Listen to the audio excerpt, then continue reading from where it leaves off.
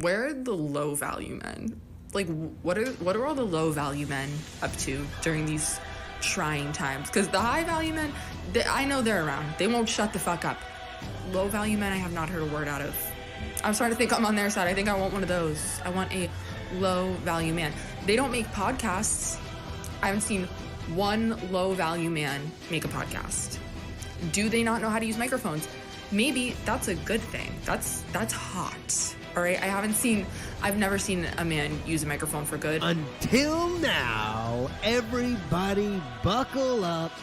It's low value mail time with your host, Danny Polishchuk. What's up, everybody? Welcome back to an all-new episode of Low Value Mail on this January 10th, 2023, in the year of our Lord Muhammad. No, it can be whatever you want. It can be whatever you want. You can hear it. I'm still a little under the weather, but I'm a fighter. I'm battling back. We have a fantastic show for you this evening. I feel like I look a little big here. I look a little too large in the filling up the screen here. I was tinkering around with some things. That seems better. Welcome to the show, everybody. As always, I am your host, Danny Polishchuk. Before we get started, as always, please like and subscribe. And if you're listening, as we have about the same amount of people who listen to this as watch it on YouTube. Please, leave a review or a rating, all that shit. It really does help, and it's truly the bare minimum you can do. And it would be, from my perspective, entirely off limits, only flimits. So please do that. As always, tonight we got an after show at 11 o'clock. If you want to join in, subscribe, join the Patreon. You can join also on Locals. We have people watching over on Rumble. Patreon.com/lowvaluemail. Rumble peoples can be lowvaluemail.locals.com. Or you can become a scrote here over on YouTube. Just become a scrote, and you get access to all sorts of stuff. Early episodes of the Female Dating Strategy and Bathhouse audio. You get those a week early. Lots of other shit. I'm not going to get bogged down in too much of all this shit. And then tomorrow, we're back with a new episode of the Bathhouse. Last week, we had a last-second cancellation. I apologize for that if you were planning on tuning into the Bathhouse. But I was in the green room. We were all set up. And the green room of the Stand Comedy Club, if you haven't watched the Bathhouse is a weekly show that I do. It's just like comics hanging around, talking shit, and it's a call-in show from the green room of the Stand Comedy Club. It's the best green room probably the best green room in New York for sure, no question, for comedy. It's the shit, but it's small, and it was fucking packed full of people, and I didn't want to, and there was people who were much more famous than I, who I would like to have on the show sometime. So I was like, you know what? I don't think the move here is to be a dick and start kicking people out of the green room. So we had to cancel it. And you know what? The Bathhouse is such a show. Stuff like this might happen in the future. It's a weird one. But we'll be back tomorrow night. I promise you that. And as always, once we get to 100 likes, I'll give away a channel membership. So you could become a scroll for free if you just hit the like button over on YouTube. So the topic for this evening: the scariest moment of your life / near-death experiences. This has been put up to vote. That's one of the things, if you become a patron, you get to vote on topics from time to time. Probably like half the topics, I'd say, something like that. This one kept never winning, but it was a multiple second places. So I said, you know what? Let's do it. Scariest moment of your life, near-death experiences. I'm sure there's some real low-value stories that we got from some people. I would say personally, I was trying to think, what was the scariest moment of my life? I've never had a pregnancy scare from a girlfriend, so don't have that. I probably just like a car accident. I got in a car accident when I was in high school. That was pretty scary. It wasn't even a bad accident. It was before I had a cell phone too. So it's like I don't even know what the fuck I was doing. Like just thinking about how I would drive when I did have a cell phone, I was like I was way more dangerous when I had a cell phone. But so that was probably mine. But honestly, thinking about it, because I've never had a near-death experience, but then also I was like, maybe I have. I think a lot of people probably, and that was starting to trip me out a bit. I'm like, we probably all have had near-death experiences, and we didn't even know they happened. You know, like just some sort of horror movie type shit. You're on an airplane, and the fucking pilots all pass out for some reason, or so, you know, like whatever, some shit like that, or someone is about to fucking like get in a head-on collision with you, but they don't, and you never know, right? So I do think about that I go, there probably have been a lot of near-death experiences where I just didn't know about them, but I'm sure a lot of you have had near-death experiences where maybe you did know about them. So we're going to get to it. We're going to start off and go over to the low-value mailbox. Check out some emails, some voicemails that we have, and then talk about something, an article. I'm actually covering, I don't really get into specific article coverages, but it's not really an article. It's a larger theme here. But let's listen to a couple voicemails that we have queued up. What's up, Danny? This is Jack from California. My prediction for 2023 is that you're going to come out as a masochist, because that is the only logical explanation for how you can stream female dating strategy for an entire year. Yeah. Looking forward to some misery with the boys, but damn it, man. Something needs to change. If you're unaware, I stream the Female Dating Strategy podcast, and it is really hell. I don't. He says coming out as a masochist. I'm like, I think I've proven that I am definitely a masochist. There is no question about that. Hi, Danny. It's Will again. Just heard the caller after me talking about some gun These are from last week, by the way, just in case. Actually, we have one from today. laws that I wanted to clarify. First of all, he was discussing reciprocity, not recidivism, where another state will recognize one state's concealed carry licenses or open carry license. I was wondering about if I could get a gun as someone who's not like in I think it was in Texas. I'm like, can I get a gun if I'm not from, and I'm like not even a citizen or anything? Also, as a resident non-citizen, which is someone on like a permanent immigration visa, you can get a firearm. If you're here on like a work or study visa, federal law will still allow you to get a firearm if you have a hunting permit, hunting license, or, certain other like specific exceptions will let you get one. So, wanted to clarify some of that. All right. Oh, also Celsius is bullshit. Doesn't like Celsius. If it's 100 degrees outside, it's a hot day. If it's 0 degrees outside, it's a really cold day. If I want to know if water's frozen or boiling and I need to grab a thermometer, my unit of measurement isn't my biggest problem. All right, bye.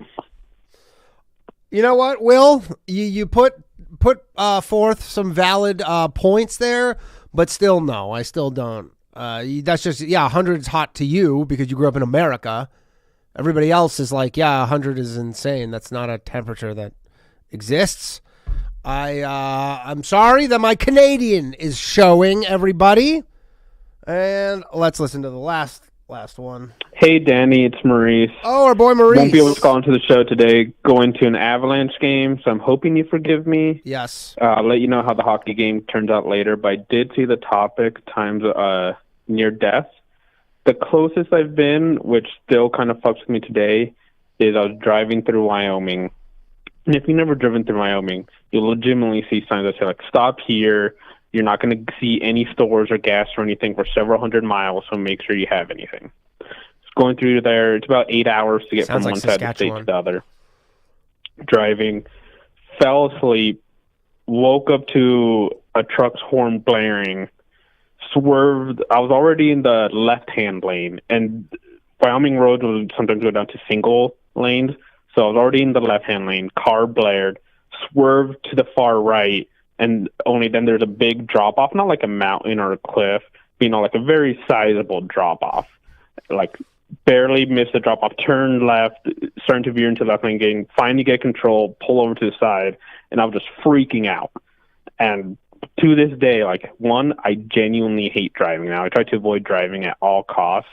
And if I do have to drive, I always have some type of either like Red Bull, candy, just something to make sure like I'm always awake with a zero possibility of going to sleep, because that's one of the most terrifying things. All right, Danny, have a good time. That was Maurice, everybody. Yeah, that's fucking scary. I mean, driving is like, I feel like most people's near-death experiences are probably have something to do with the car, would be my guess. Shout out to Tony P with the super chat. That would be my guess for something like that. It makes me think with the self-driving stuff, because, you know, a lot of people are super against self-driving, because on the grand scheme of things, self-driving probably would save lives on balance overall, but then individually, right, you're probably like, well, everybody, I'm sure not everybody, but there's many people who are like, well, I will never get into a car accident.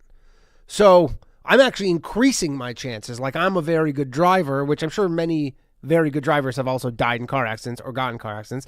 But, you know, a lot of people who are like, yeah, I'm not letting a self-driving car decide if I live or die. I'm leaving that up to me. Whereas some people are probably better off for it. I don't know. I like the idea of self-driving car, but I also think about it. I go like, you know, and then there's the whole ethics, the ethics of all that stuff, where if you're in a self-driving car and then, you know, you're one person and then you're about to hit 5 people, like, is it programmed to drive you off a fucking cliff? Because they're like, well, we'd be killing 5 people instead of 1. Because if I'm driving and it's between me and those 5 people, I got to know a lot about those 5 people. A lot. Shout out again to our boy Tony P. Okay, we got a couple emails, and then I want to talk about one thing, and then we will open up the phone lines for the scariest moment of your life / near-death experiences.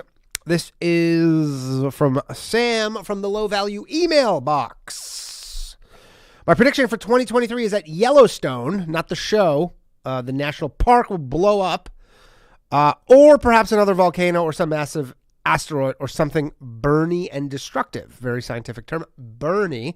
I believe, I can't remember what the book I read was, but apparently Yellowstone is like the largest, it's due to blow up at some point. It is a volcano, right? Or it's not a volcano, but it's due to blow. But like it blows up every, you know, like, I don't know, someone will correct me, but it's something like, you know, every 100 million years it blows, and it's been like 200 million years since it blew up. So we're any minute now, and you're fucked if that happens.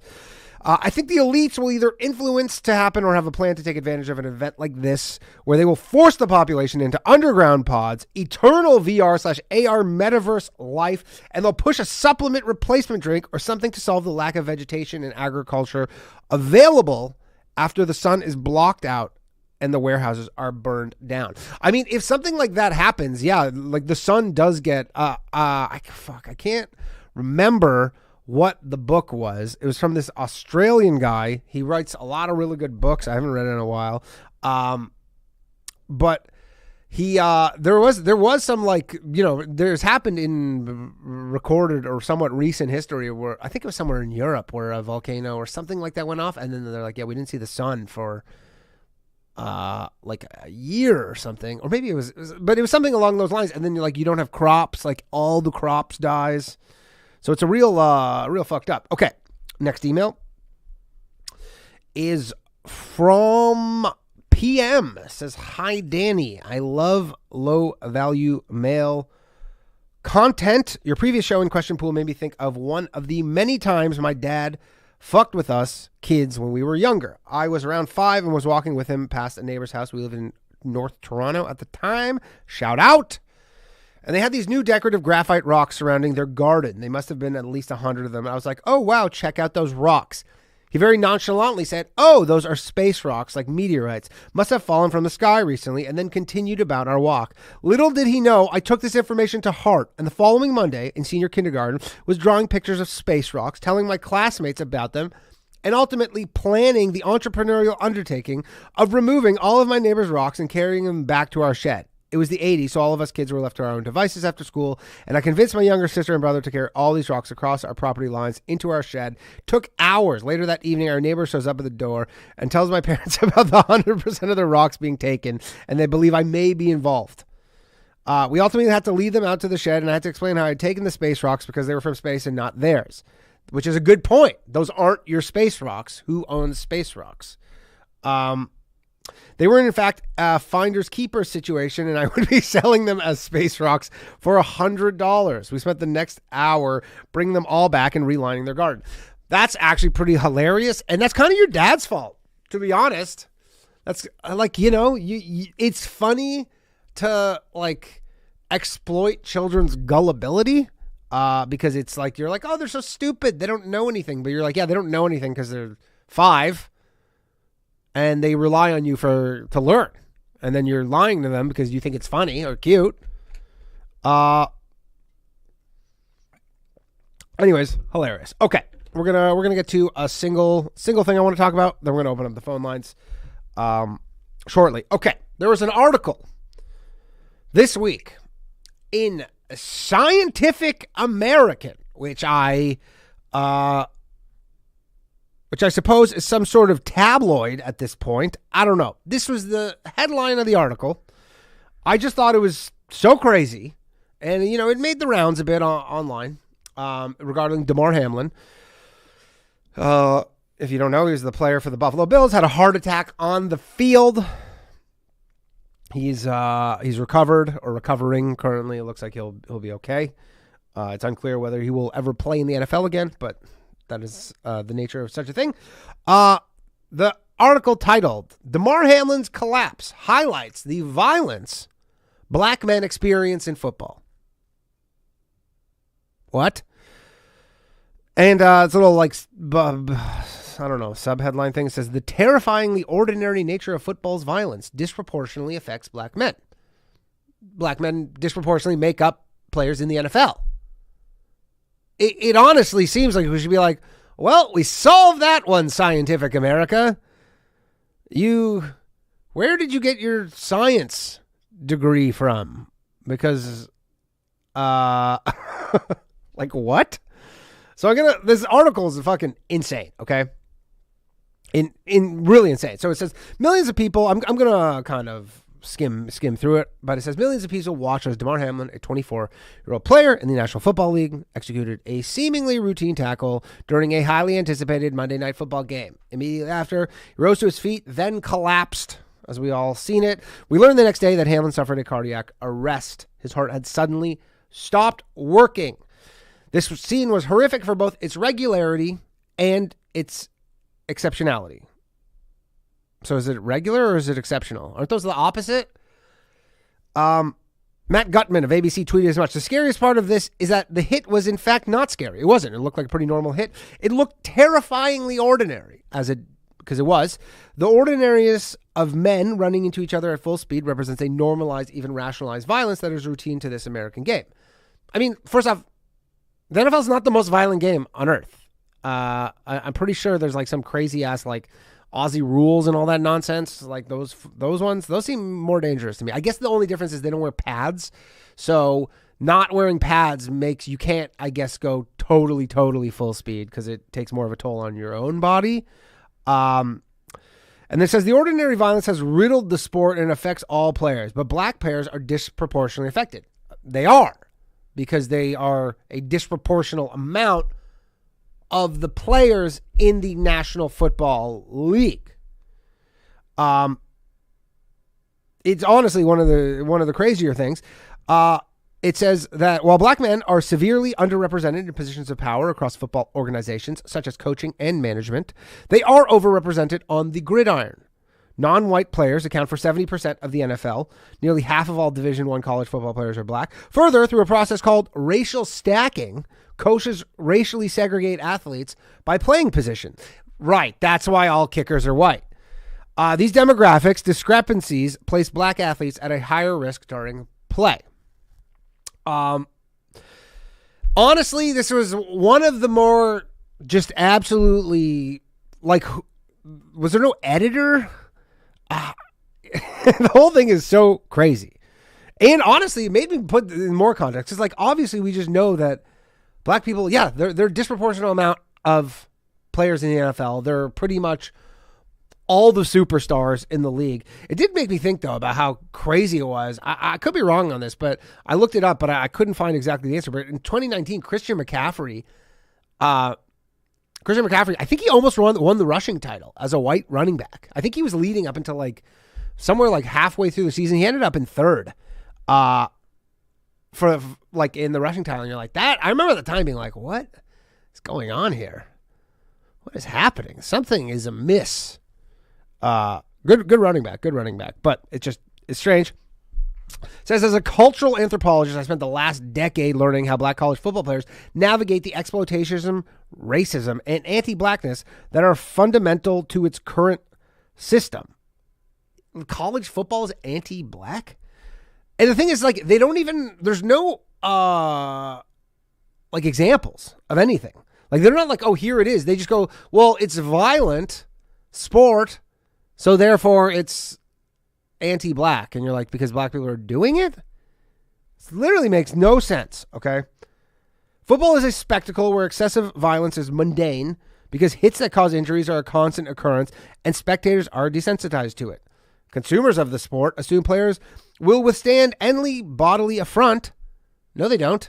So they are shocked when a player's physical limits are exceeded, often on very public stages. People with a vested interest in professional football rationalize excessive violence in this structured space, as well as the ones that encompass college, high school, and peewee play, all because they assume that rules, equipment, and regulations exist to prevent death.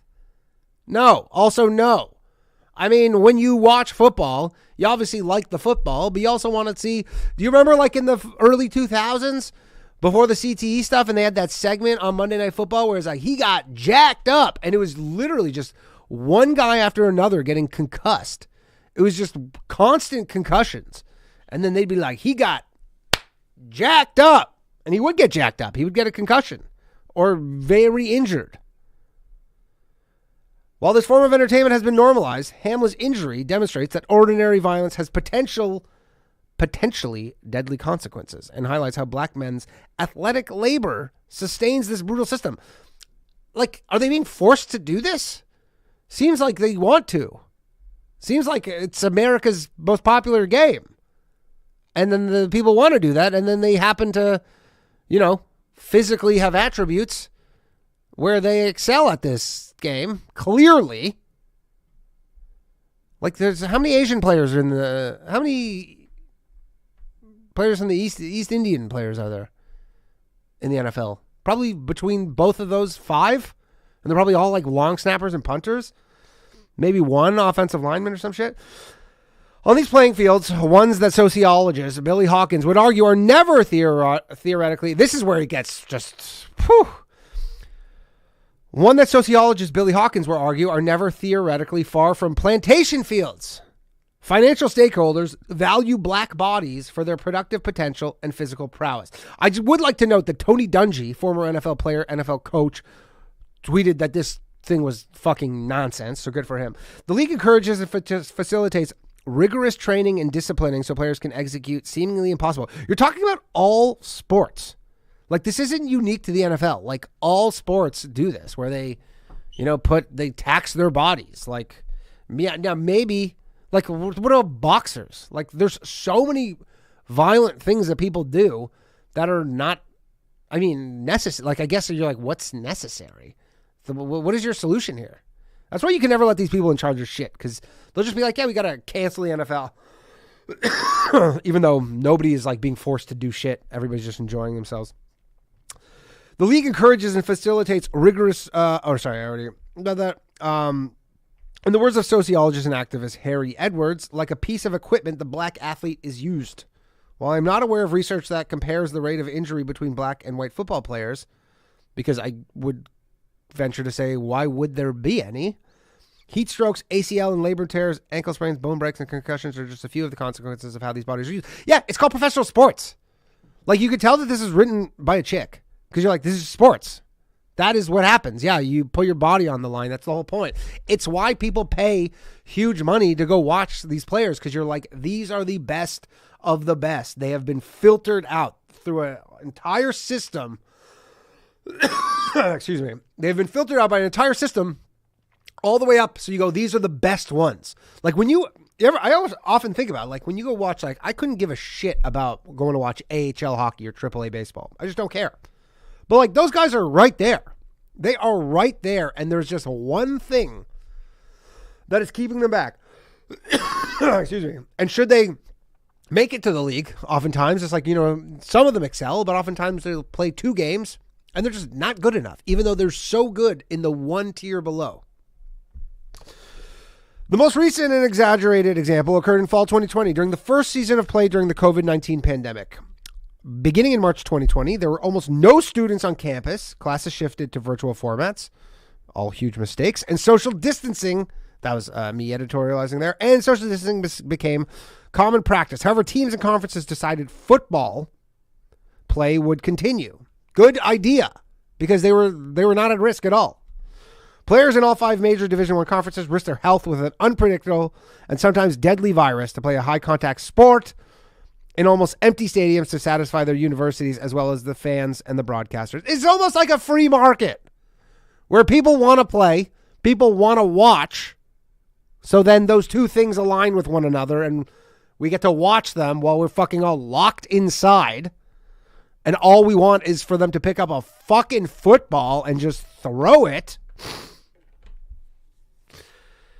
If those players hadn't taken the field, athletic departments could have lost $4.1 billion in revenue. Now back to Demar Hamlin. They say despite the severity of Demar Hamlin's injury, the current NFL season will continue. Imagine they're like, the season's done. Like, just even you wrote that out loud. You wrote that, not out loud. You wrote that, and you're like, let's publish this in Scientific American. Like, that the current season, yeah, of course.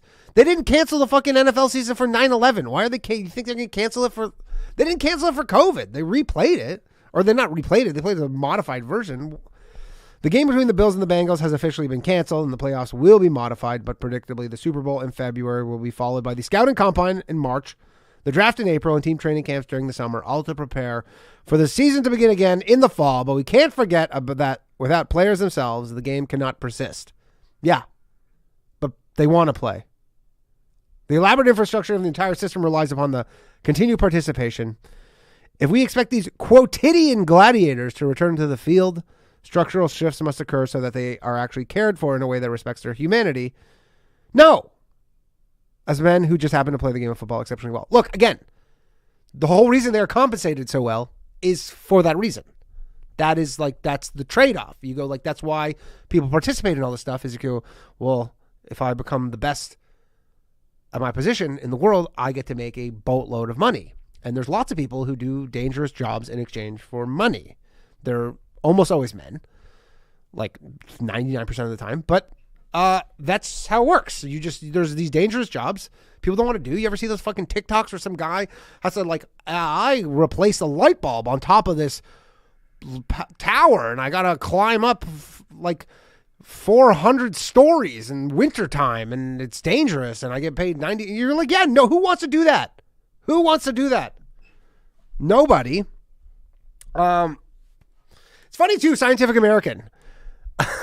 And now I'm starting to get into some dangerous territory right here. I don't really know how this works, but Scientific American, do you have any articles about the increase of heart attacks?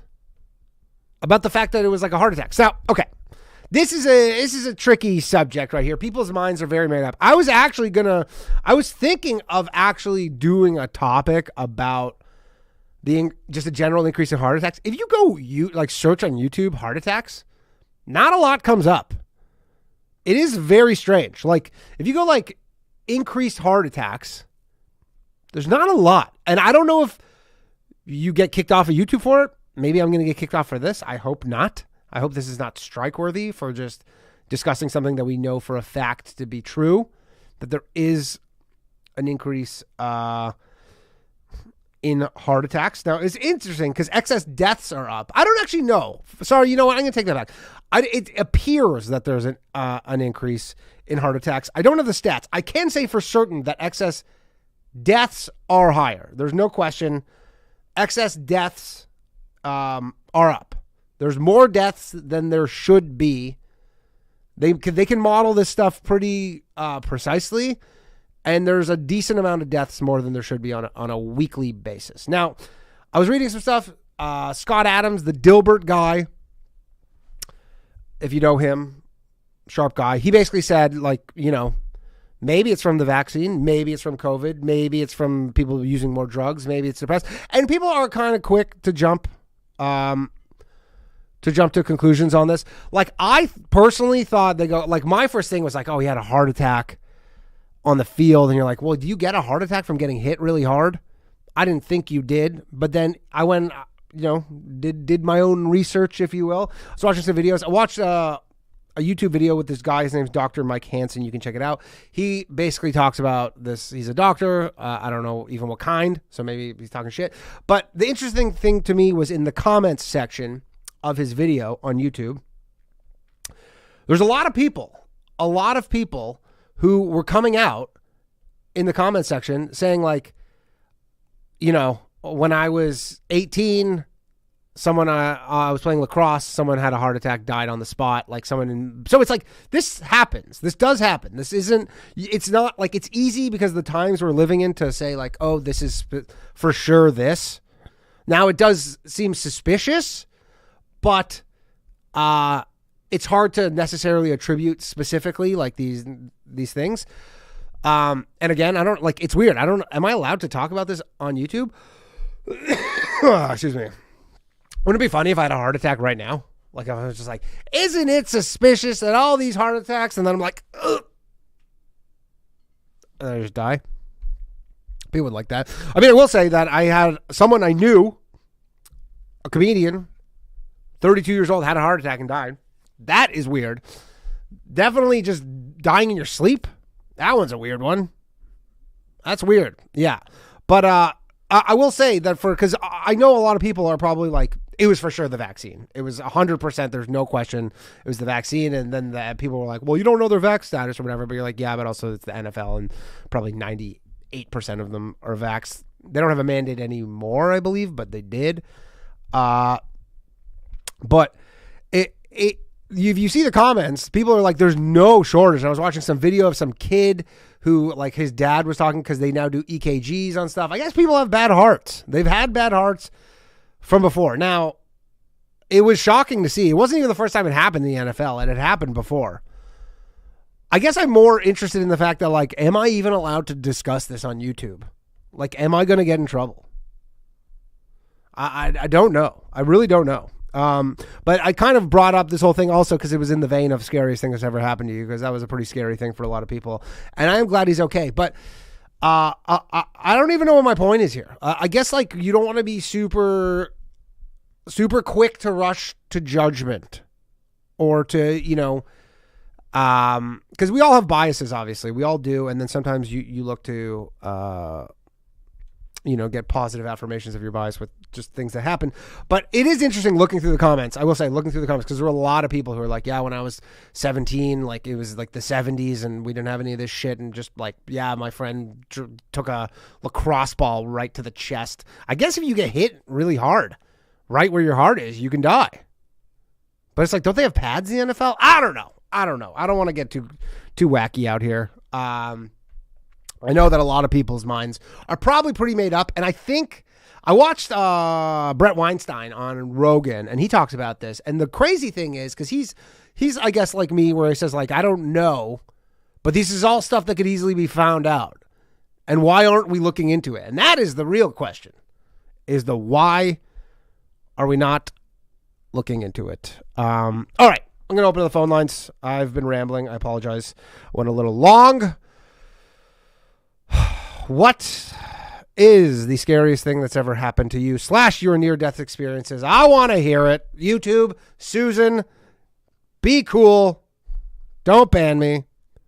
I don't know if it's ban-worthy, but it is weird. I'm telling you. The phone lines are open. 646-710-0949. It's odd that if you search about it, just like nothing comes up.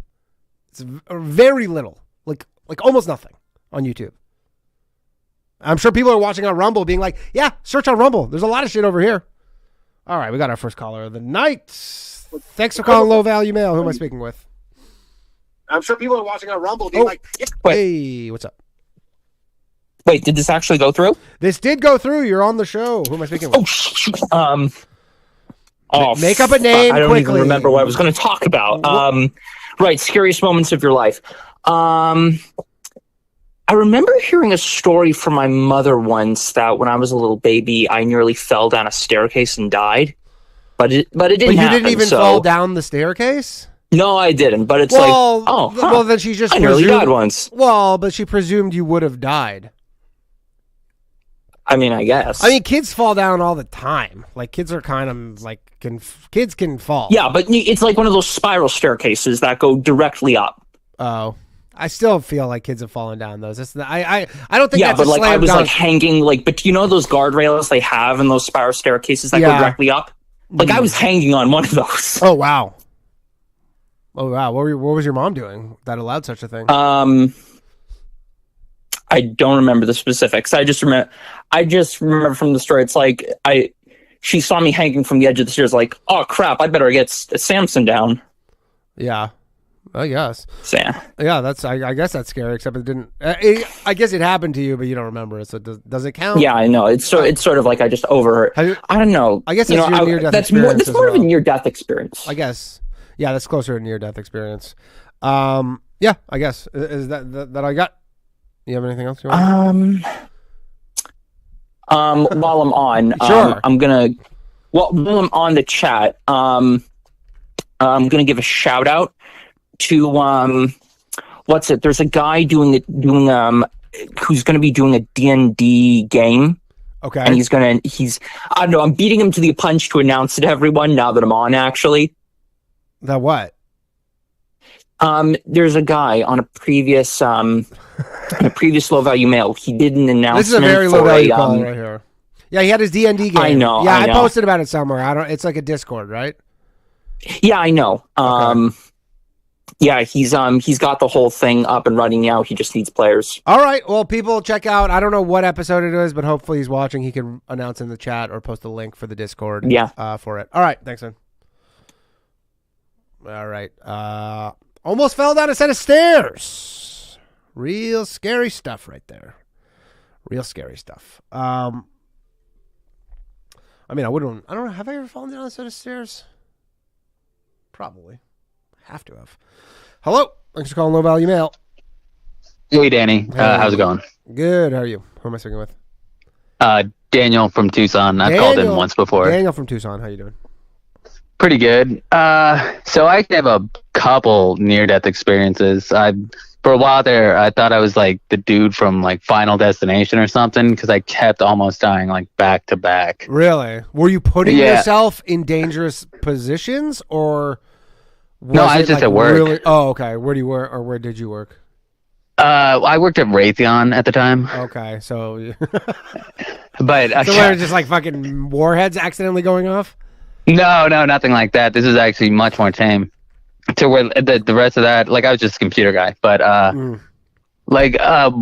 one day I got in an accident and it was like I got T-boned and it annihilated my car. And it was probably like 4 or 5 inches. I know they always say that, but like another 4 or 5 inches, like out into the road, and I would have been completely done. Yeah, and then that's I think a lot with cars. Like Chad just told a story on a previous, and he posted in the Discord the photo of his car getting totaled, and it's like a lot of those times you're like seconds, a second. Yeah, it was crazy because like it spun me, right? Have you ever been in a car accident like that where your car is just like spinning around? I've spun on snow before, but yeah. It was nuts, and like some coolant had ruptured or something and hit to my like ventilation system, so there was this green fog just pouring out of my ventilation system. I'm spinning around. I have no idea what the fuck is happening. What a nightmare.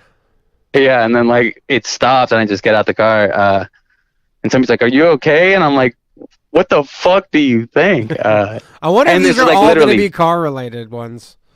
I would imagine. Yeah, I feel like that's like 99%. Yeah, I feel like it's very common. I mean, I know someone who was on a derailed Amtrak train. Actually, a comic friend of mine. That was pretty Jesus fucked up. Yeah, pretty Christ. fucked up. Yeah, that shit happens too. They just trains derail occasionally.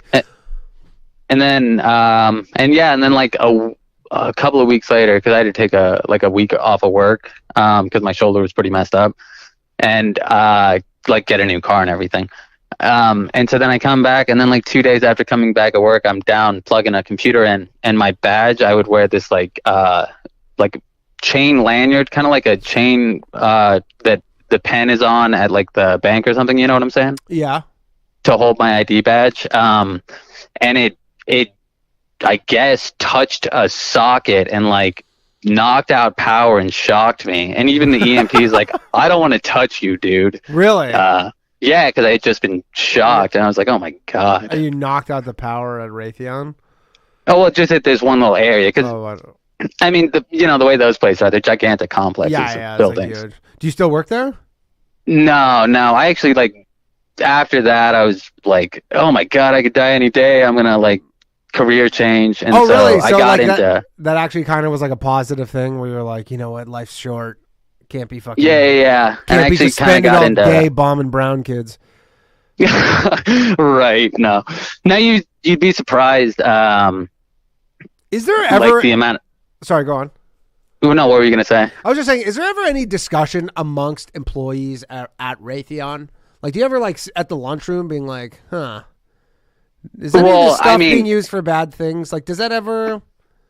I think it's like to certain people, you're just like, hey, I work a job or whatever. But one thing I will say, because you're not supposed to really like talk or whatever. Yeah. But one thing I will say is like, there's definitely like a propaganda element to that side of stuff where they're like, it's helping, this and that. Right. Yeah, they have like an internal propaganda unit who's like, for everybody, for the one guy who's like, we're doing some pretty fucked up shit, and they're like, no, we're not. We're helping. Or it's like, who are we selling these to exactly, and stuff like that. And they're just like, hey, don't talk about that. Yeah. But so it doesn't get discussed too much, or at least the internal propaganda wins that battle. So everybody's like, I was an IT grunt, so ultimately they were just like, fix the computer. Yeah, you're just like, we need our computers fixed. You're like, all right. All right, cool. Thanks for calling in. And so what do you do now? What was your near-death experience caused you to move into? Well, I went into like film and studied that for a while, and did like a lot of like short films, like 20-minute stuff.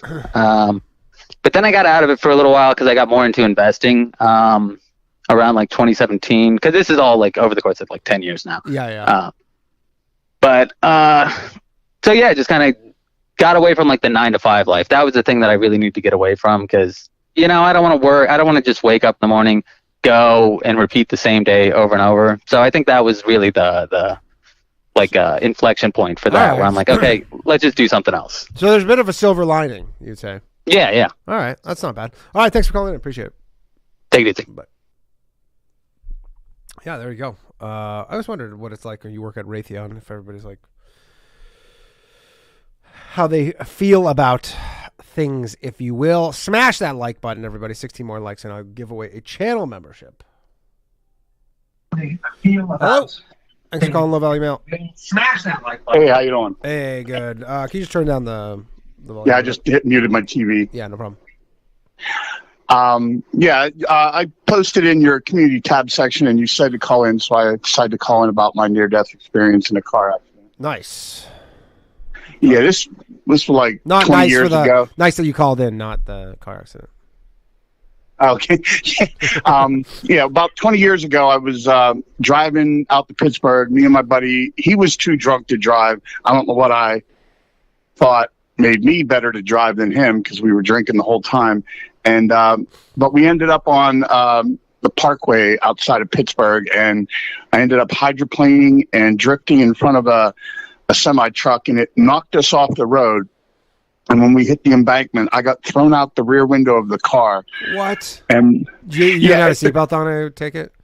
I had just taken my seatbelt off, of all things, because I was grabbing the turnpike ticket, and I had the window down, and it fell on the floor of the car, and I had to get it. So I had to take off my seatbelt, and the last thing I saw as I hydroplaned in front of this truck was they flashed the lights. And oddly enough, you guys were driving drunk in the rain?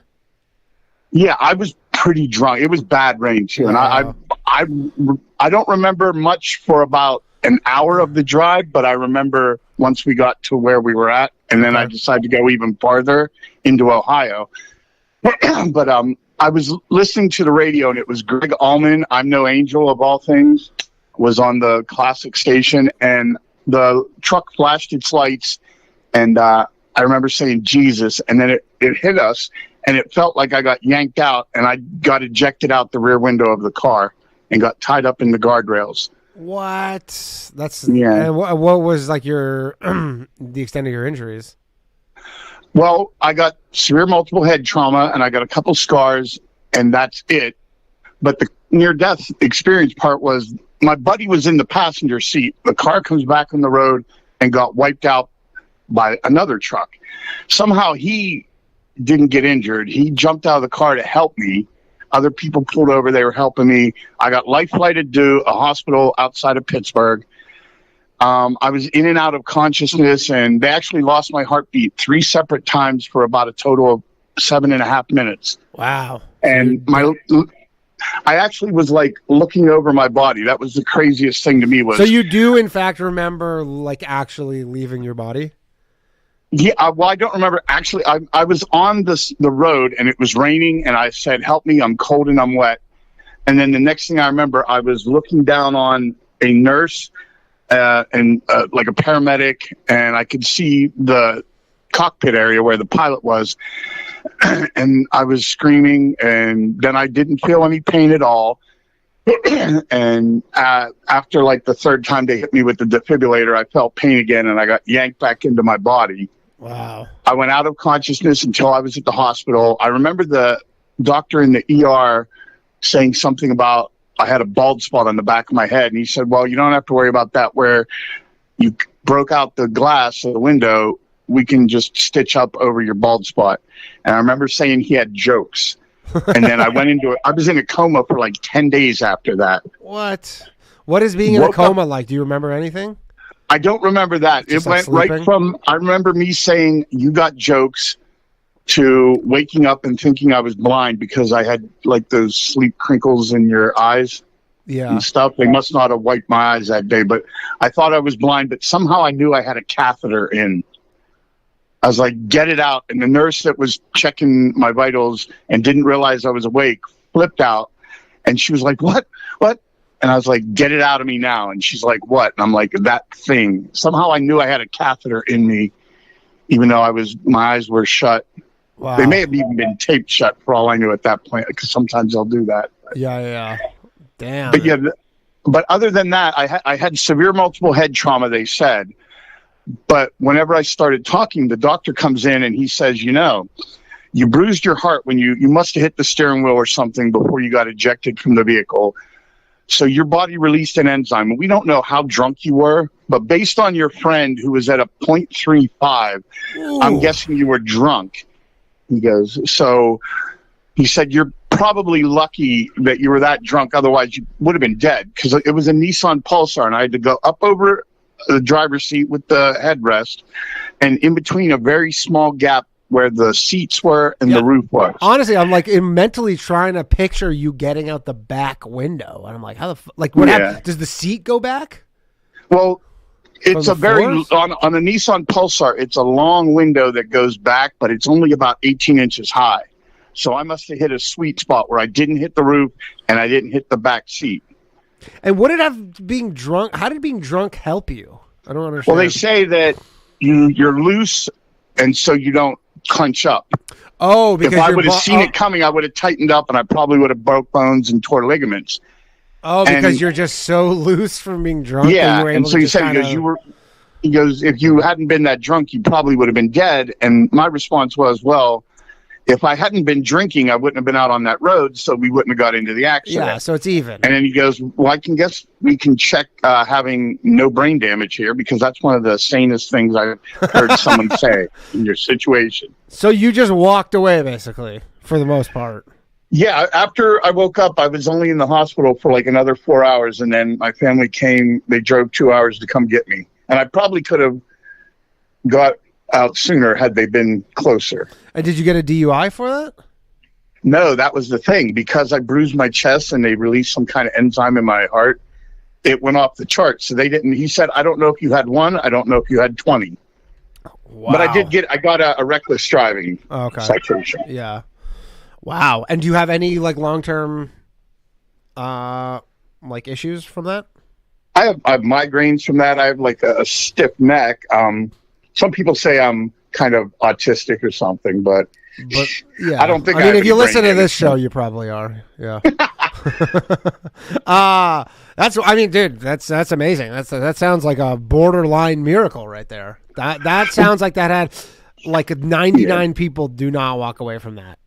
Well, yeah, exactly. And like my sister said, whenever I told her, the last word I said before the accident was, I said, Jesus. And I didn't mean it in a religious way. I was like almost like saying, holy shit. But it felt like I got yanked out. And she says, maybe you were. And I was like, don't say that, because that's a scary thought. I don't want to have that kind of responsibility. And your friend was totally fine too? He got a crinkle, like a Charlie Brown shirt crinkle scar on his forehead from where he was reclined the whole way back. He got thrown forward. He smacked his head off the visor, and that cut his forehead. And then he got some muscle spasms in his middle of his back, all because he jumped out of the car to help me. Had he laid there, he probably would have been fine if they could have got him onto the backboard and all that. But yeah, he was an EMT, and that was his instinct. He kicked in, and he's like, my name's RJ. I'm an EMT who needs assistance. And everybody turned around because they didn't even know that there was anybody in what was left of a car that was right there on the side of the road. And it's honestly, all I could think of is how like just flimsy life is, I guess, not to get all existential about it, because like you hear about it like all the time where someone is like in a minor accident and they just like bop something and like die. And you're like, nobody's like, nothing even happened and they died. And then you like had this crazy accident. Exactly. Yeah, it was a sobering effect. I couldn't ride in a car if it was rainy, probably for about 3 months after that, and I couldn't drive for about 6 months because I would have some anxiety. Damn. Well, congratulations, I guess. And yeah. Damn.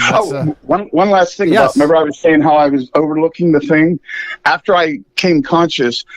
The nurse walked in. They call him the flight nurse for the helicopter. And they came to give me, it's a joke. I said, I almost died and all I got was this $15,000 shirt. Yeah. Because they come in to give you a life flight shirt. And I was like, oh, hi, Cindy. And I freaked her out. And she was like, how do you know my name? I was like, oh, you were on my flight for the helicopter. And she was like, you were not conscious for most of it. And you were clinically dead for half of it. There's no way you could know my name. I was like, oh, I saw it on your tag when I was looking down on myself. Wow. Crazy. Yep. Damn, that's some wild shit. All right, well, I appreciate you. What was your name again? Zenrider, you can call me. Zenrider. Oh, dude, thanks. Yeah, I came over from ROTC. You guys. Oh, okay. Hell yeah, the ROTC boys love them. Thanks, man. That was a great story. Right. And yeah, take care. Yep, have a good one. Wild shit right there. Shout out to Jolly Killer 83 for gifted the membership. That is crazy, guys. Don't drive drunk. But if you do, make sure it's in a Nissan Pulsar.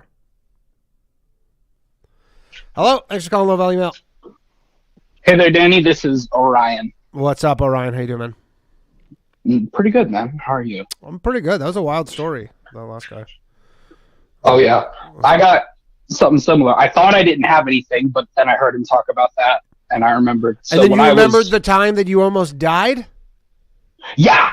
Well, I don't remember it. I wasn't sentient yet. When I was 13 weeks old, I was at a babysitter's house, and her 4-year-old nephew, hit me in the head with an aluminum bat and cracked my skull. Oof. I was in the hospital for a night. Nothing else happened. No brain bleeding, but like wild. But and there was didn't damage your skull in any way? My skull was fractured. Oh, it was fractured. My mom said it looked like I had the swelling looked like I had a can of soda off of my head. How much swelling there was. Yeah. Damn. That's that's one of those things where I feel like it's so scary having. I don't have any kids or anything, but it seems scary because it seems like just like any of this shit could happen at any point. Oh my god, yeah. Yeah. The thing that it makes me wonder because I've got a lot of the brain problems, but you do because you think as a result of this. Well, I don't know because I have Tourette syndrome, which is hereditary. Okay. But I have it far worse than my dad and his dad do. Interesting. I have bipolar disorder, all kinds of shit. I wonder how much of it was either caused or magnified by that. Interesting. Curious, off topic, but have you ever watched on HBO the NXIVM documentary about Keith Raniere? Or do you know who that is? No, I haven't. NXIVM, it was like that cult, and then it was like he starved all the women and like branded them and stuff. I guess he didn't starve them. I actually know kind of one of them. I'm trying to have her call into the show. But if you watch season 2, this guy had like the most terrible Tourette's, and he cured him. Like completely of Tourette's. Yeah, like completely. The guy had like the worst Tourette's. Go watch season 2 of. It's called The Vow. The Vow. It's called The Vow, and or you could Google it. But I'm just curious if you ever like, because I'm sure someone with Tourette's has probably looked into treatments for Tourette's. And this guy, by all accounts, is like, yeah, he completely cured me. And another woman said the same thing too. Now there's like varying levels of it. I know everybody could like conflates it with the swearing thing, the coprolalia. Yeah, it's like tics and stuff, right? Yeah. But like it really, unless you have it really, really, really bad, it basically goes away by adulthood. Oh, okay. Except when like you're stressed or something. Interesting. So yours is gone or mostly gone? It's not like gone, but it's or you're able it's to not like you don't hear me doing vocal tics right now that much. Right. I didn't notice. And if I were like, I don't know, if I'd been like stressed or anything, it would be worse. Right. Generally. But there's all kinds of medications for it that work very well. Oh, okay. Yeah, I believe this guy had tried all the medications and like none of them worked. Oh yeah. Yeah, and then he just like some people, they've got it bad. Yeah, he had it really bad. Like you watch and you're like, this is really like hard to like go on about regular life bad kind of thing. Oh yeah. Yeah. All right. Well, thanks, Danny. Yeah, this guy cured him. Anyways. I'm sorry. You were going. I was just saying, and then the guy cured him, but then so now this guy's defending this guy who's like in jail for 125 years or something for like sex trafficking. Yeah, it's a weird one. Okay. All right. Anyways, thanks for calling in. Oops, hung up on him a little early. Yeah, check it out. I'm trying to. I was talking to her today, Nikki Klein, trying to get her to call into the show. Hello, thanks for calling Low Value Mail. Hey, James from Tucson. James from Tucson, how you doing? Hey, yeah, actually, oddly enough, James from Tucson, because my brother's the one you were talking to, so he forgot to mention that I'm basically fucking immortal because I hang out next to this dude. Because yesterday he's hanging out with my dog outside in the morning. Okay. And we got like 4 backyards, like right where they meet. Right, so it's not like in the middle of the desert, but we're close enough. And my dog starts fucking around. There's little rabbits out there, whatever. And my brother thinks the dog's messing with a rabbit. And then he was like, "Oh shit!" Right, so like it was like a big cat, right, like mountain lion, some shit, ocelot, something out here, right? Yeah, those are common out there. Not like super common, but they're around. You know what I'm saying? Not common enough that you expect it in your backyard. Right. So my brother like loves the dog, you know what I'm saying? So he fucking doesn't even think twice, runs at this fucking thing, right? So the thing, he fucking was hunting my dog basically. Damn. And it fucking thought twice because he sees my brother running at him. The dog is tiny, but it's, you know, a dick. So it's running at this cat too. So it just jumped over the fucking fence into my neighbor's backyard. They got 2 little kids. So it's like, and it just fucking bolts, right? Do those cats ever attack people? Oh hell yeah! If you turn your back on them, like it's the same basic rule as like a black bear, you know, small bears. Yeah. Is you make yourself loud and big as you can, and then just don't break eye contact. It's like a regular cat, you know what I'm saying? Like, you ever met a cat that's a real dick? Every one of them. Yeah, exactly. So it's just like that, except for it can fucking kill you. It'll take a slice out of you. Wow. So, that's, and I was like, you called in for that one, didn't even mention that shit, so I just figured I'd call too. You avoided a cat murder. Yeah, no shit, but okay, so it happens so often. He's got so many near-death experiences. I walk out, I wake up, and he's like, hey, man, there was an ocelot outside, and I said, oh, shit, are you okay? And he's like, yeah. I was like, the dog's okay? And he's like, yeah. And I was like, all right, cool, I'm going to go back to sleep for about another hour. Right? Yeah. And, like, I got back up, and I was like, did I dream that, or did you say there was a fucking ocelot outside? Yeah. He's like, oh, it was big as shit. Yeah, I don't know, what the fuck does an ocelot even look like? Just a giant cat? Oh, it's like... dude, that thing, they're not that big, actually. No, but they'll like, well, that's what he's like. I don't know if that's what I'm saying. He's like, I don't know if it was an ocelot. And I was like, it might have just been a bobcat.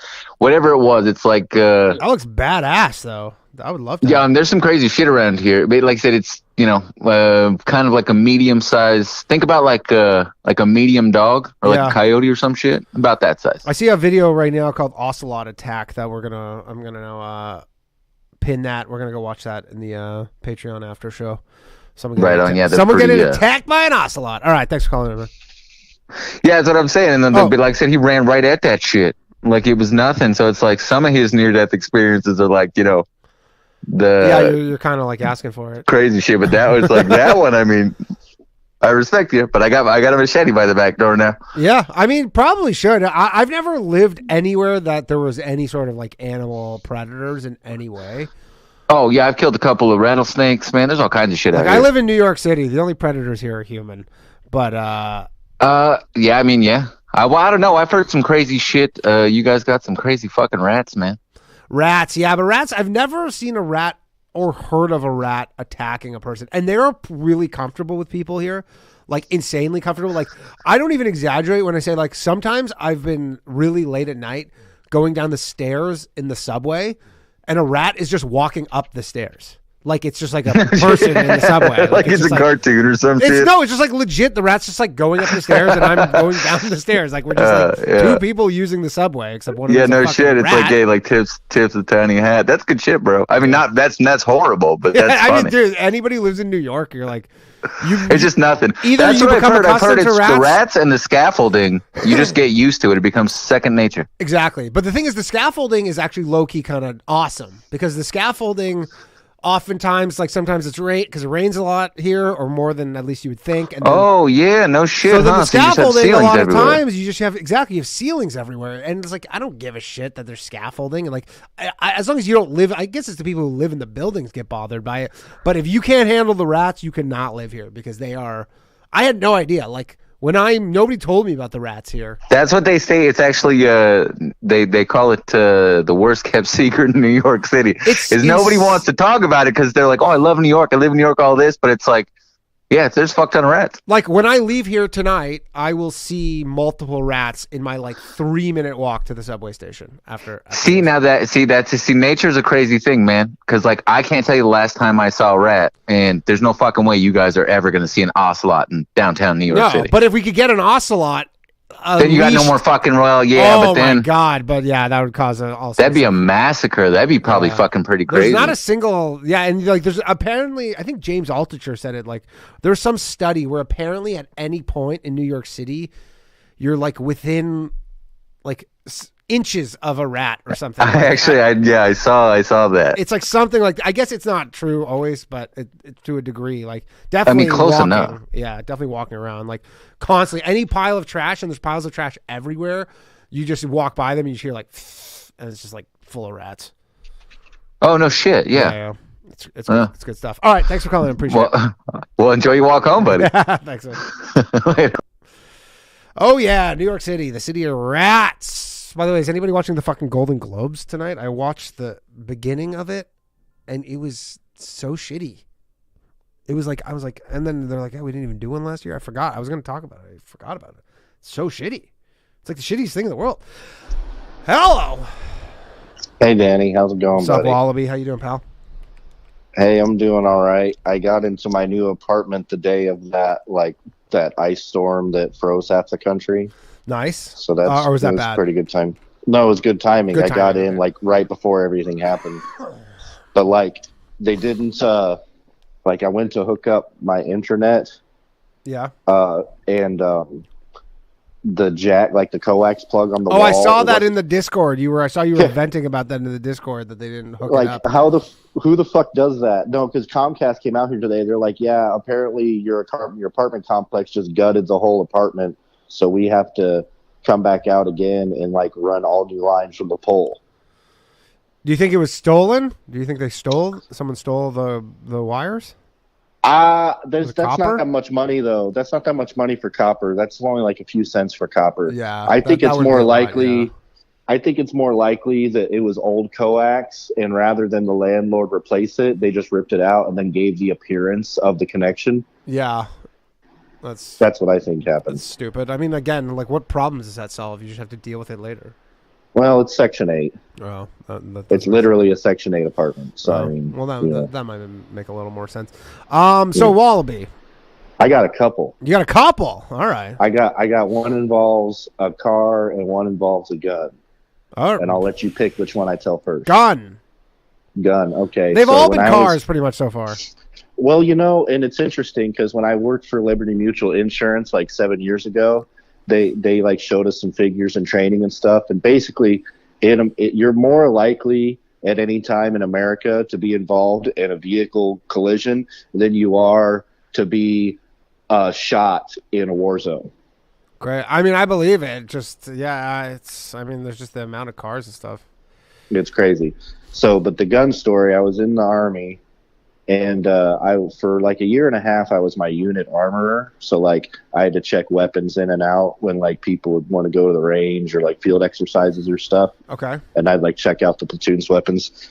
And, like, okay, so by check out is, like, people have to go get the stuff from you? You're like because I'm the armor, and like my office is the vault where all the weapons are, and it's like, hey, there's an M16 qualification range today, and these 3 platoons are going to come and draw their weapons so that they can go to the range. Yeah, gotcha. But I mean, I usually knew about it because I'd be going to the range too, unless it was just like something piddly that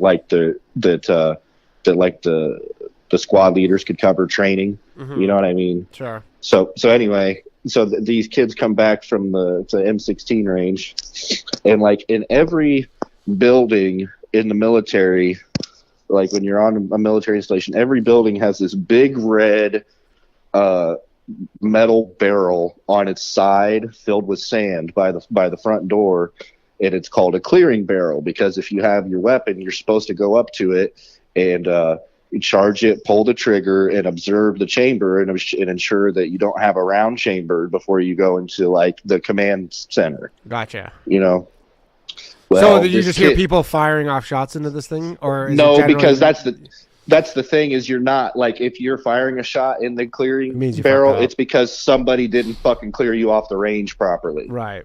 So because that's like. Up. Yeah, like basically when you come off the range, they got this big metal rod they put down your barrel to like ensure that you don't have a bullet in there. And they actually call it the same thing when you go to the sit call when you get the clap because they have to like get some medicine on a rod and stick it down your pee hole. And they call it getting rotted off the range. All right. But anyway, so these kids are coming back from the range, and this kid, apparently nobody cleared him off the range. And he didn't fucking go into the clearing barrel. And he's like, I got my weapon right here. And he charged it and he fired around right past my head. What? And like, put into the concrete wall in the arms room. He was an E3. He got busted all the way down to E1. What's an E3? What's E3? Oh, it's like rank. Okay. So like you start as enlisted like E1 private. And so he was E3, a private first class. So he'd been in a little over a year. Okay. But they busted him all the way back down. He was on extra duty. I'm surprised they didn't put him out for it. That's crazy. But I just like hit the deck how and, often was something like that happen? Like that must be a rare occurrence. That's the only time it ever happened to me. And sharing stories with other armors, I hadn't had any other similar story told. I'm sure that it has happened before though, but not very often. Because as soon as it happened, like I hit the deck, like the guy's NCOs were getting his weapon out of his hands and putting him against the wall. You know, like it was like everybody was like, "Yo, what the fuck just happened?" Yeah, generally they're not expecting to hear gunfire. At least how did the gun go off? He had a bullet in there. But like, how did it actually like? This was the other stupid part because like he was like, "I got my gun right here," and then he like pulled it up to point it at me, and then like charged it and pulled the trigger right next to my head. So he was already being stupid. Yeah. Yeah. Okay, and so it's just like he literally pulled the trigger? Yeah, because he like, I'm standing there, and I'm looking at him, and he pulls up the weapon and, like, points it, like, off to the left side of my head. And he's like, "I got my weapon right here." And he said my name. And then he charged the weapon, like, he pulled the charging lever back, so it charged the bolt, and then he pulled the trigger. He was just being stupid all the way around, yeah. Isn't it like the number one rule of guns is just like you never point a gun at anybody regardless if it's loaded or not? Yeah. But I was also a prick armor. Like I would make you go clean your weapon if there's any dirt in it whatsoever. And they're like, I spent an hour cleaning it. Like, well, you didn't do a good job. So it's like, I don't fucking care. I'm just going to go back to my room and play computer games, buddy. I can stay here all night waiting for you to clean your weapon. It doesn't make a difference to me. Bit of a hardo, if you will. Okay, and what's the car one? So the car one was when I was in high school. This would have been like maybe 03. There was this big tornado that like ripped through my hometown. Like as we were leaving band practice, I was in this metal band, and we practiced out at like in the middle of the country, basically. And we're coming back home, and it doesn't look that bad when we're leaving. It just looks like it's raining a little bit, and there's some wind blowing. But like in a matter of like 5 minutes, we get down the road. There's like trees being uprooted, like out of the ground and tossed around. Like you could look it up. It was like 2003 in Vigo County, Indiana. Wow. And like we're driving down the road, and we're watching these trees get ripped out of the car, and I'm screaming at my buddy Alan because there's trees everywhere, and then like this trunk gets thrown at us and like smashes in my buddy. It was like a 97 GMC Jimmy he was driving. Yeah, I like those cars. Oh yeah, well his got totaled out because this tree came into it, and I'm not kidding. Like I was afraid to look over at him driving because I thought that like he was gonna have a tree in his face. Right. But it was like an inch from his face. What? Yeah, and then like we went came through the windshield. Yeah, because it came like long ways, like a log, and like smashed long ways, like across. Yeah. And like, but it was about 8 inches from me, but like it actually came in the windshield on his side. Okay. But then the rhythm guitarist was behind us, and we got in his car, and then he starts backing up like we're going to turn around somehow. We're not really thinking. But as he backs up, he hits a tree that's already in the road. And then we're seeing all this chaos go on, and we're literally like, we're just a metal band of high school kids. Yeah. And so we're just like, fuck it, this is it. Like me and Rob, we take out our pipes. We're like, fuck, we're out of weed. We can't even have another burn before we die, And then it just stops. And then it just stops. And then in the distance, about 10 minutes later, you start hearing like chainsaws fire up, because this is out in like rural Indiana. So it's like, well, it's not getting done unless the people out here do it. You know what I mean? Yeah. And we were home like 4 hours later. Damn. Yeah. Dude, that's crazy. Yeah. Pretty much they're all just cars. Cars are fucking mobile death traps. I'm surprised there haven't been more gun calls. Like I expected it to be lots of like car calls. So I'm surprised there's not more people like, well, because the people that listen to this show are responsible gun owners. No, I don't know. Let's hope so. Yeah, maybe we'll have some. I don't know. All right, Wallaby. Nice talking to you, buddy. See you, buddy. It's Wallaby, everybody. Check out Nameless Wallaby on YouTube. Make some good tunes. He does. Phone lines are open, 646-710-0949. I want to hear your stories of the scariest thing that's ever happened to you, / your near-death experiences. Hopefully we'll have some good ones. I guess we got a call. I was going to pop into the old low-value mailbox. What's ever happened to you? Oh. / Hello? Oh, hey, what's up? Hey, what's going on, man? This is lemon stealing hors d'oeuvres. Lemon stealing hors d'oeuvres? That's right. All right, how's it going, man? Pretty good. How you doing? I'm well.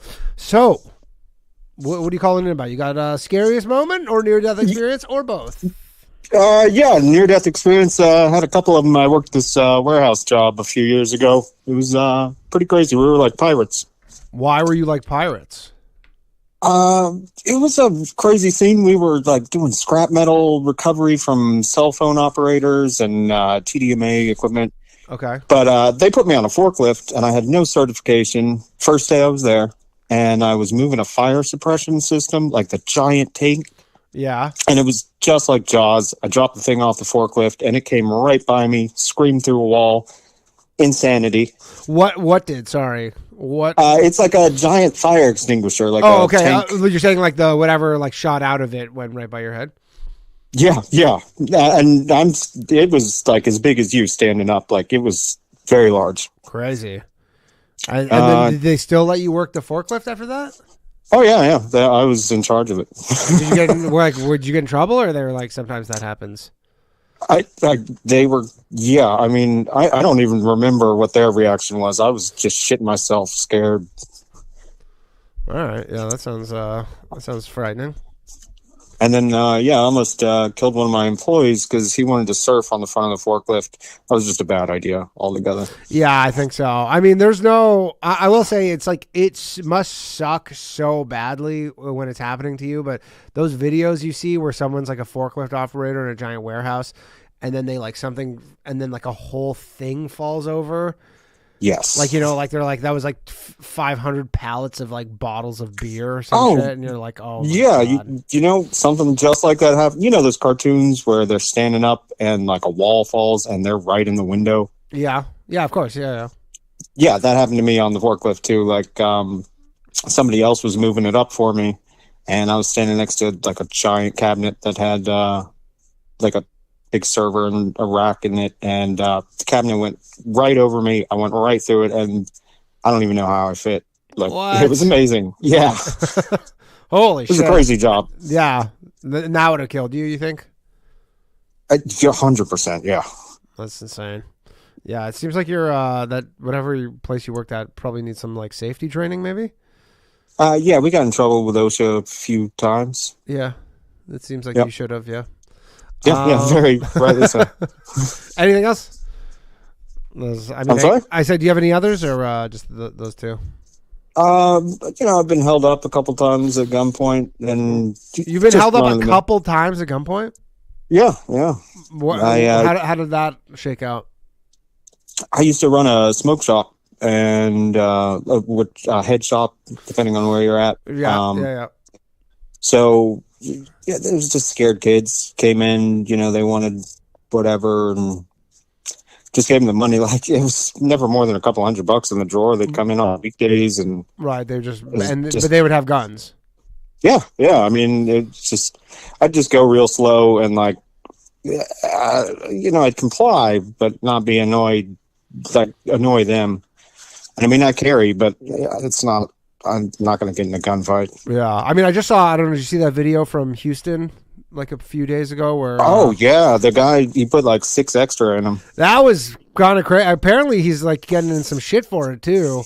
Like, so if people don't know, you could check it out. But like, I guess it's like some food place or whatever, some fast food place. Some guy walks in and he starts robbing everybody.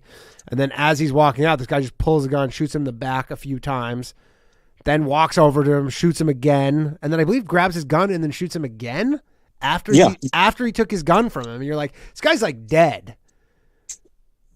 But I guess I guess I don't know. I don't know how the law works. Like, is it is it that like obviously it must be some sort of crime to shoot a dead body, but I guess can you prove that they're already dead? Well, But then also, why are you shooting a dead body?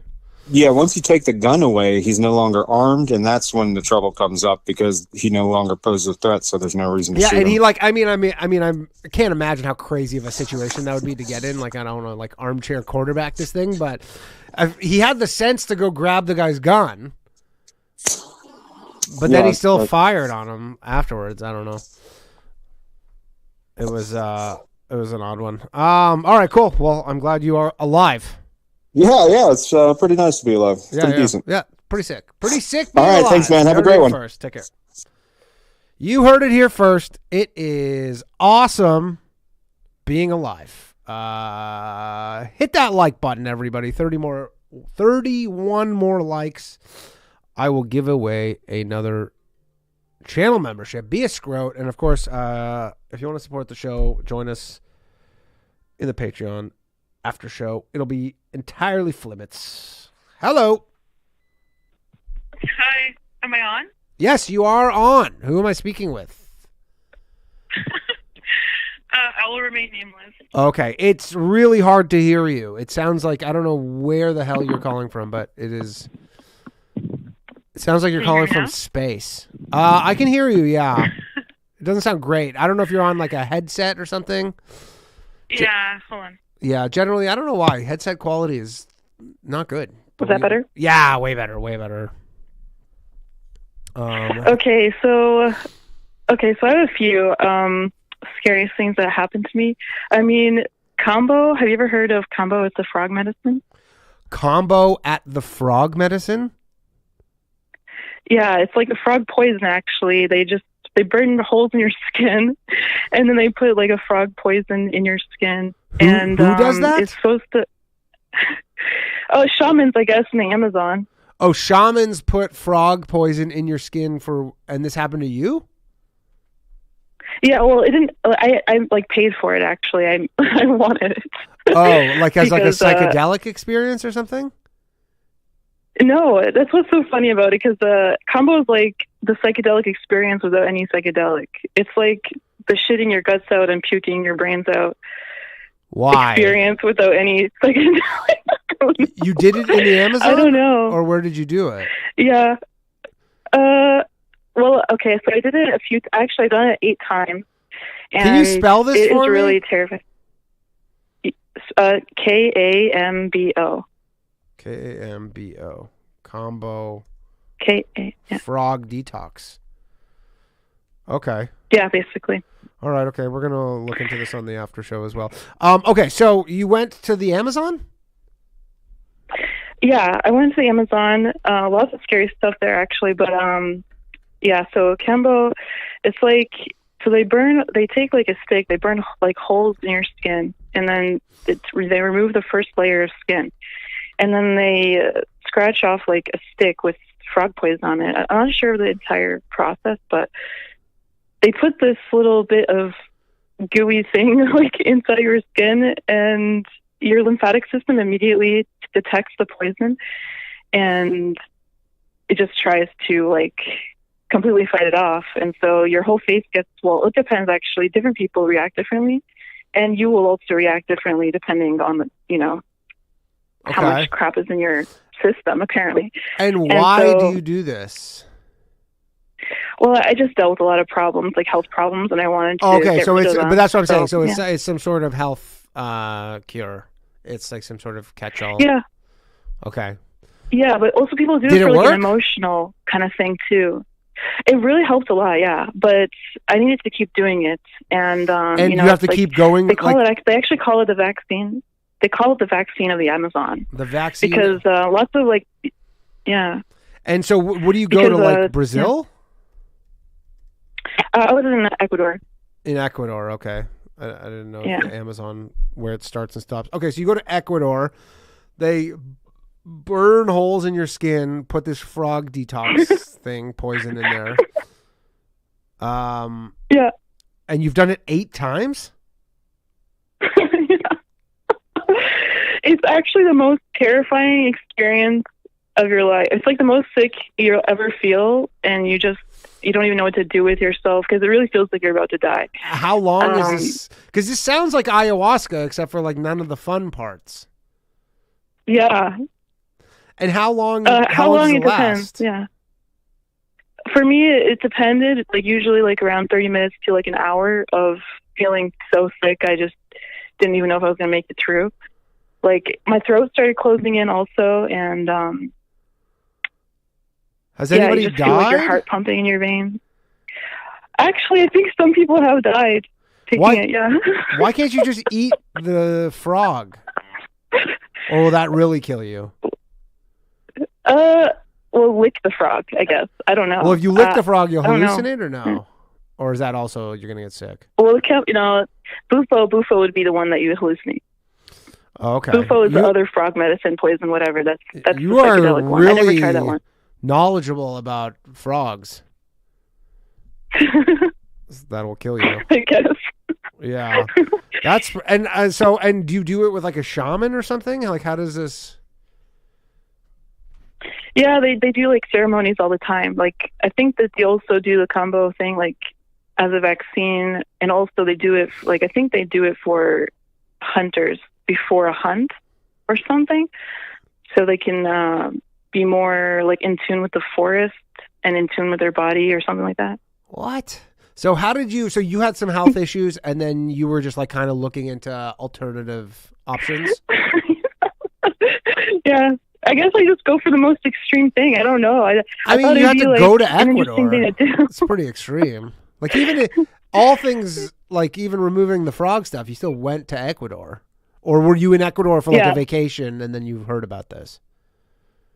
I wanted to go there to live there. I wanted to like explore and just see all the different things, fruit trees, and yeah, there's a lot of snakes. I was also like, there was many times where I just wake up and there'd be like a humongous snake just like in like the bathroom, or like times I was sleeping there's scorpions everywhere, just literally around my head and stuff.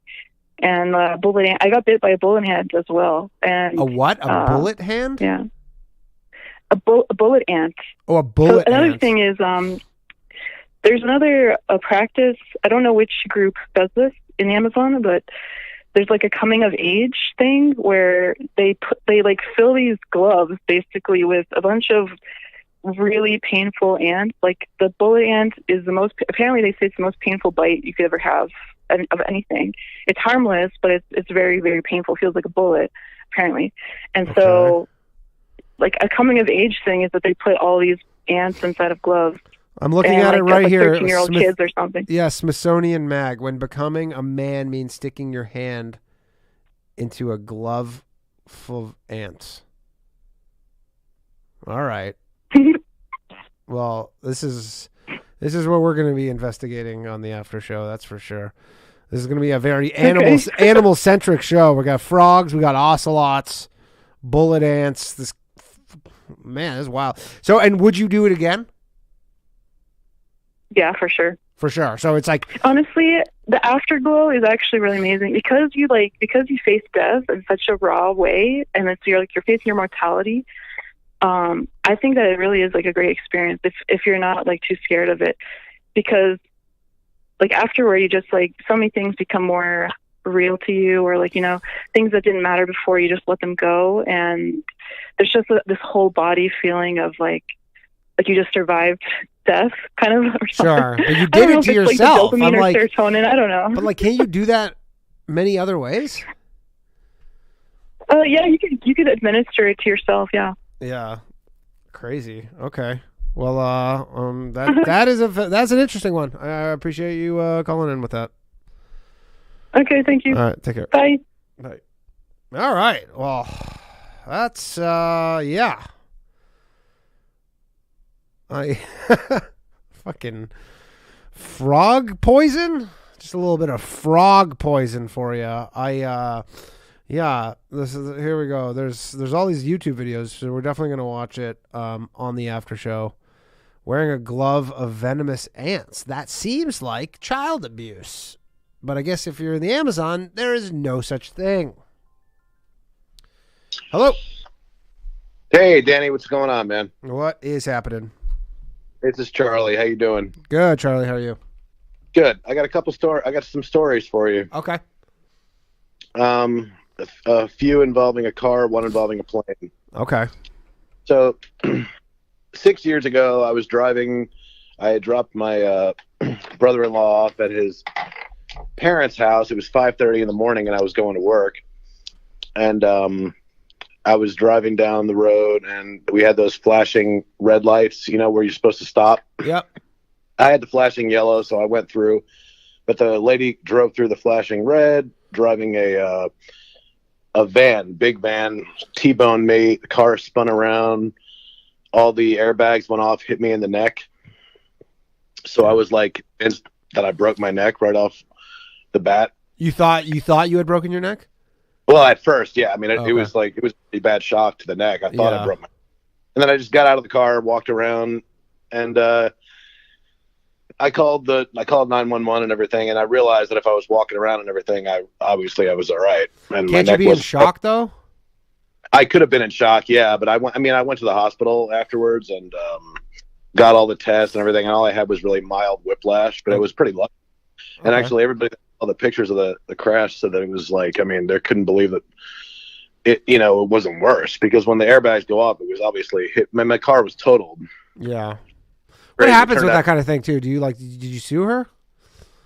No, I didn't sue her. I did get an attorney, but we wound up just settling for out of court. I just basically got, the minimal.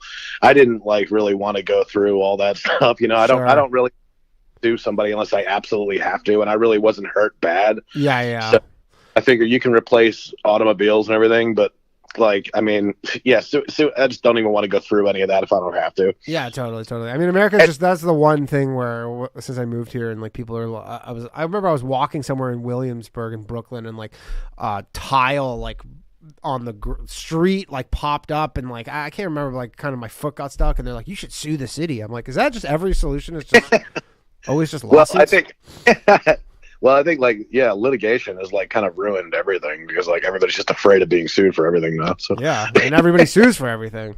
Oh yeah. Well, I mean, I think lawyers are to blame too, sort of, because the lawyer will take any kind of a case. You can find a lawyer to take anything pretty much. That's a good point. Yeah.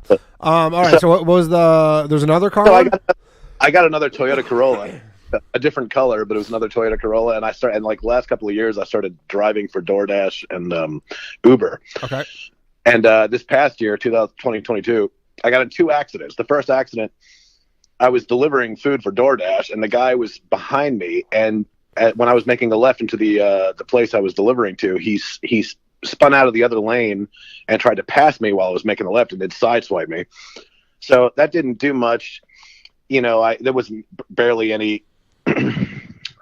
anything there that happened. I mean, I got some damage, but nothing crazy happened. But then a girl almost was ready to kill me because I was 2 hours late with her food. That was that was the near-death experience. Was the person who was waiting for her food?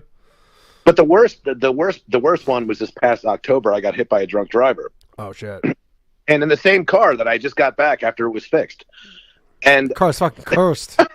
I had just got it back maybe 2 weeks, and then I was sitting at a red light, and then this crazy lady, she was 65 years old, 1:45 in the afternoon, drunk. And she crashed into the back of my car 45 miles an hour and pushed me through the light into the middle of the intersection. I had to get out of the car, run out of the intersection because I was scared of getting hit by another car. Damn. That's one of the scariest things too, because you're that you can't even be defensive about that. No, I know. When you get rammed from behind, there's really nothing you could have done there. Well, I saw her racing towards me, but in the past... I guess, yeah. I guess if you're looking at the mirror. And I figured she would slam on the brakes and stop at the last minute everybody else. He didn't do it. And then, of course, when the cop got there, he told me there was nothing I could have done. He's just there's just nothing you could have done. Yeah, I mean, you would have had to really been, I guess you would have to been so on the ball to just be looking in your rearview mirror and then just be like, she's moving too fast. I should get out of the way here. Why would you even do that? Yeah, exactly. You're like that.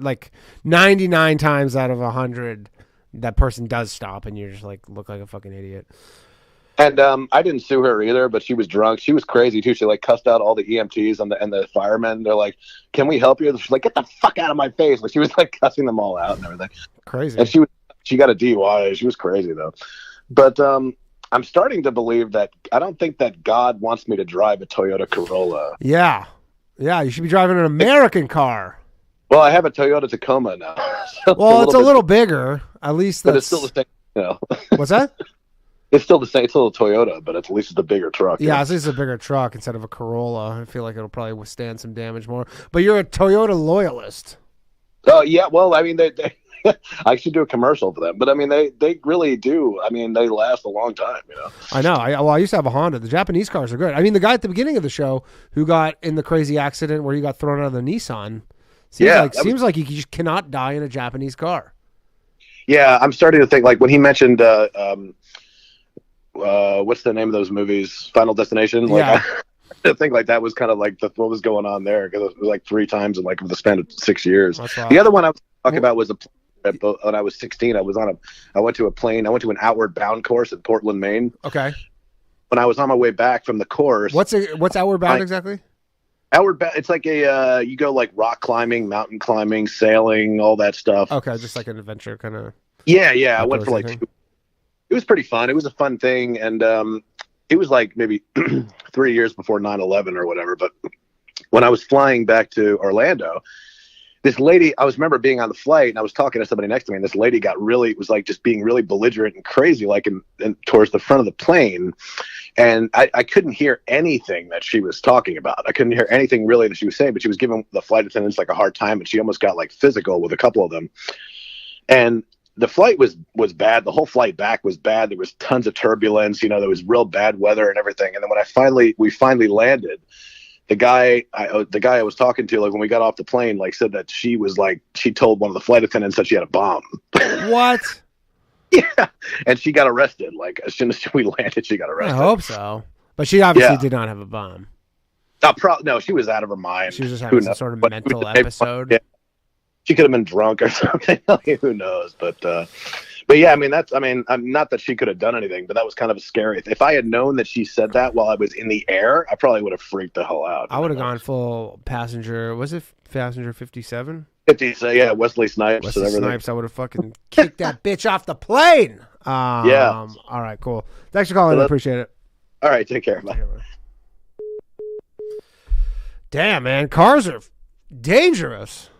Cars are just a dangerous thing. Thanks very much, everybody, for hanging out. We got time for a few more calls, so let's hear from you. I know y'all let's hopefully they're not all car accidents, but it seems like that's a majority of them. 646-710-0949. Hello. Hey, how's it going, man? What is happening? It's Pablo from California. Pablo, how you doing? I'm doing good, man. I'm doing good. So, I got a couple of stories. I got 2 non-car related, near-death experiences. Okay. And a couple of cars. So, which one do you want me to start with? Let's go non-car. Okay. So, first non-car related story. I almost broke my neck sailing when I was 15. Oh shit. So, I was in ROTC. And they have this summer this course for you to go to a sail academy, basically, where we learn to sail for about a week. That sounds fun. And what is the like military component of being able to sail? I think it's in case like the ship goes down, something like that. I'm not sure, or maybe it's just because they did teach us about like not sailing, but like inflatable rafts. Like if you're lost at sea and you're just in a raft, how to maneuver in the ocean. Right. They did teach us that. Yeah, I guess you know just how to work. Sure. Yeah, and it might just be like heritage stuff. Oh, okay. So either way, towards the end of the course, like on the last couple of days, they have us do races basically to test all of our knowledge that we learned over the course. And on the last day, while we were sailing, there's this maneuver where we turn the ship basically 180 degrees and do a full turn. Yeah. And they always say, "Hey, just make sure that whoever's sitting in these specific spots, make sure that the sail swings across, right?" Yeah, the sail swings across, and they had warned me. And for whatever reason, I looked up and I saw it in front of my face and ducked at the last second. And the instructor there was like, "Wow, man, you got to make sure you keep your head down." I go, "Wow, you're right, man. I could have put my head open." He goes, "Oh no, if you did that, you could have broken your neck." And just all the blood drains from my body. Oh. Well, lesson learned. Yeah. Never look up again. Yeah. That was the first one. Second one was, I want to say, about a year and a half ago. At my old job. So I used to work making pre-well filters.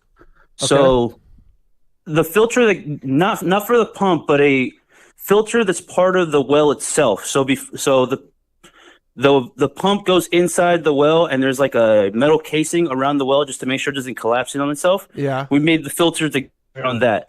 And that was the most dangerous job that I worked at because I thought you were going to say you got stuck in the well like one of those kids from like a TV show. No. I worked in the factory, just making them. But the factory is dangerous because we're working with raw steel, right? So if we need to make a filter, we need wire, and the wire comes in bundles that are 4,000, 5,000 pounds, something like that. So when you move stuff around like that, the chances of, people at that job regularly broke fingers, regularly broke toes, even with steel-toed boots. There was a guy there that cut open the bundle the wrong way, and the wire shot through his mouth and came out through his cheek. And so my first week working there, I'm still training for the job, and they just say, "Hey man, once you have the machine set, you're basically like good to go. You can just let the machine run. You only have to make sure that the wire doesn't get tangled, and then you get pulled into the machine." So I was just watching it. I was working with wire that was 3/4 of an inch thick.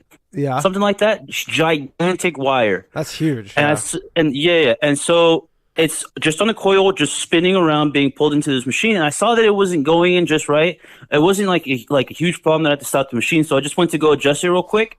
When I went to adjust it, the wire caught my finger, and I just started getting pulled into the machine. And I thought, this is it. It's gonna rip my arm off. But I was wearing gloves, and so as I was pulling to try, desperately try to get out, my hand slipped out of the glove, and I just had this wild, indent on my finger.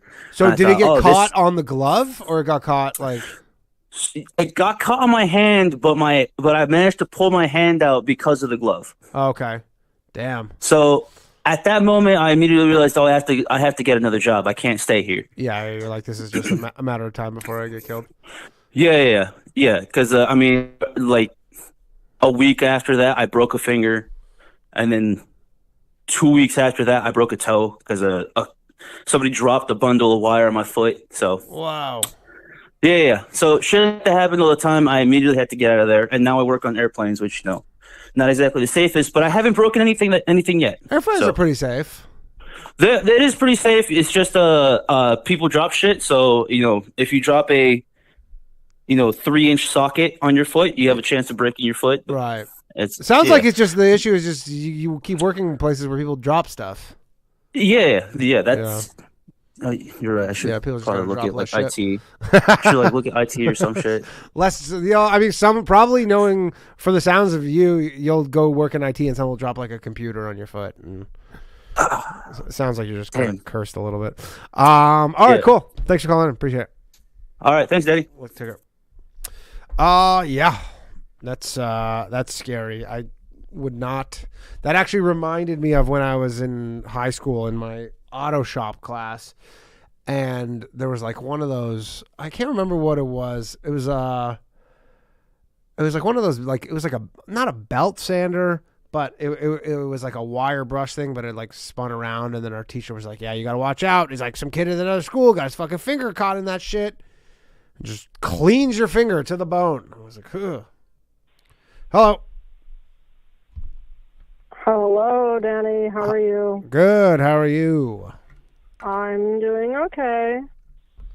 I think it's kind of an interesting serendipity that the only other girl I think on this call was talking about Kombo, and I have also done this.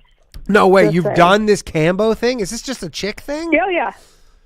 You know what? Kind of. But you don't have to go to the Amazon to do it. I'm in Los Angeles, so there's all this kind of stuff here. Yeah, you can do it. Where do they get the frogs from in Los Angeles? They get the dots of the poison from either Peru. There's a group in Peru or Brazil. Oh, okay, so they have them shipped in. Well, so a lot of the people who are like New Age shamans, whatever, here in America, they typically go down to the Amazon to get their training, and then they make like a contract with the people there that they procure a certain amount every month, and so they right. So it's a whole like cottage industry of frog poison, and then they're on the hook for finding people that they need to get to sign up to get poisoned. I'm surprised it's not I mean, I'm not that surprised, but it's like such a thing with the entertainment industry. Like, I have always there was a producer at one of the Kombo events that I went to. There's always actresses. There's like kind of a big thing in this world. There's never been like. You don't do it one-on-one.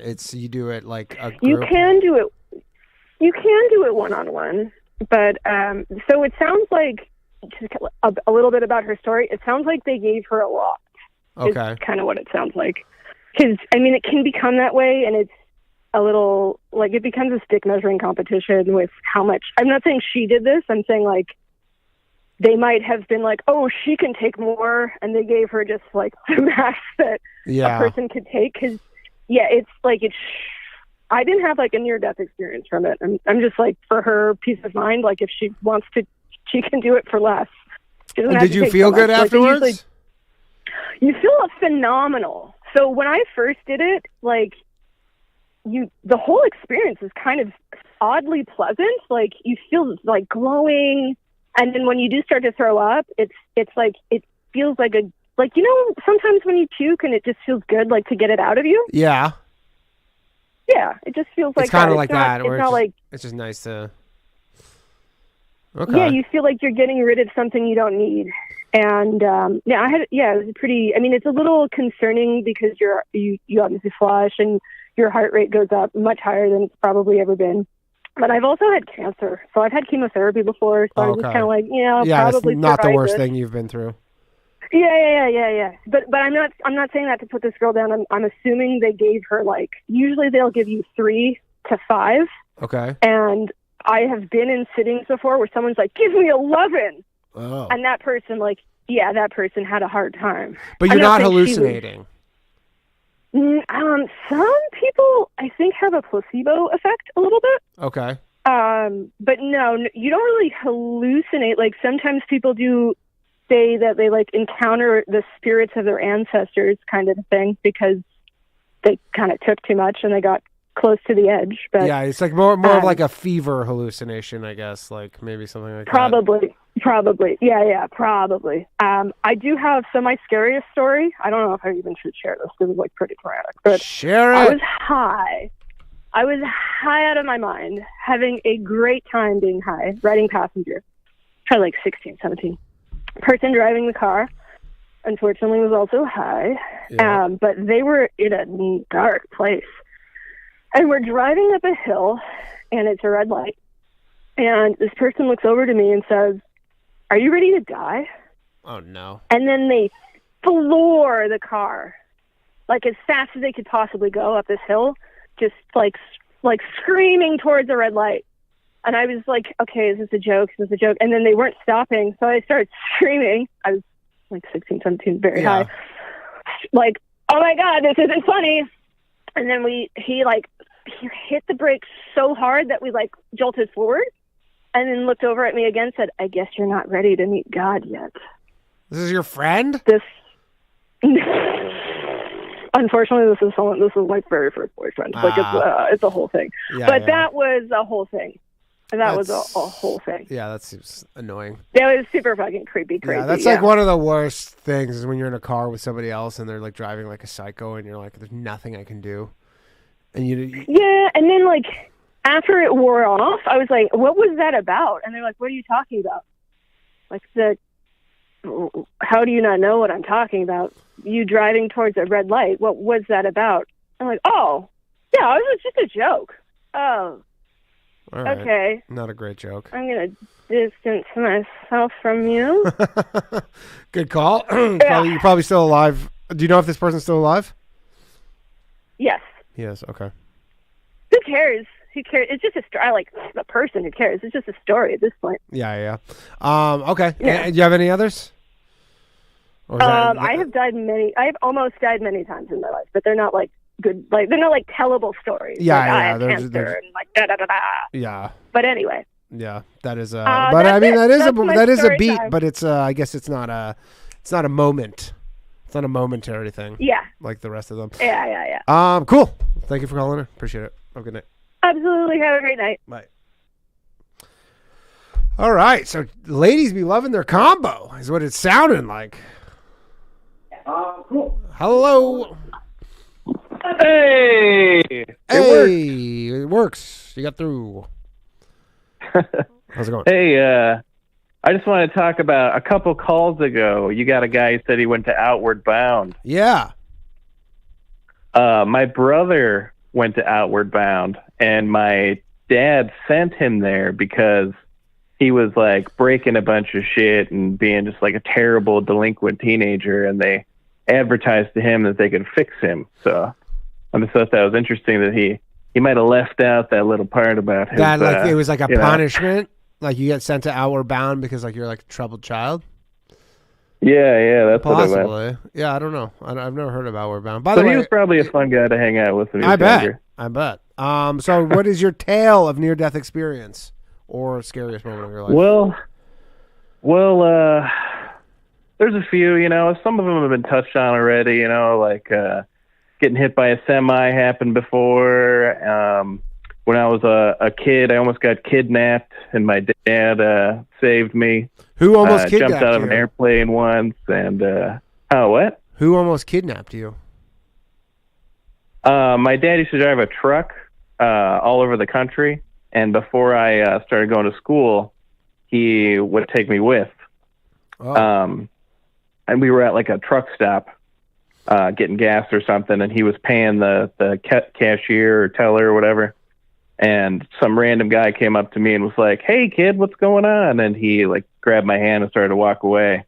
And then like right at that moment, my dad turned around just in time and grabbed the guy and pushed him away. And that was it.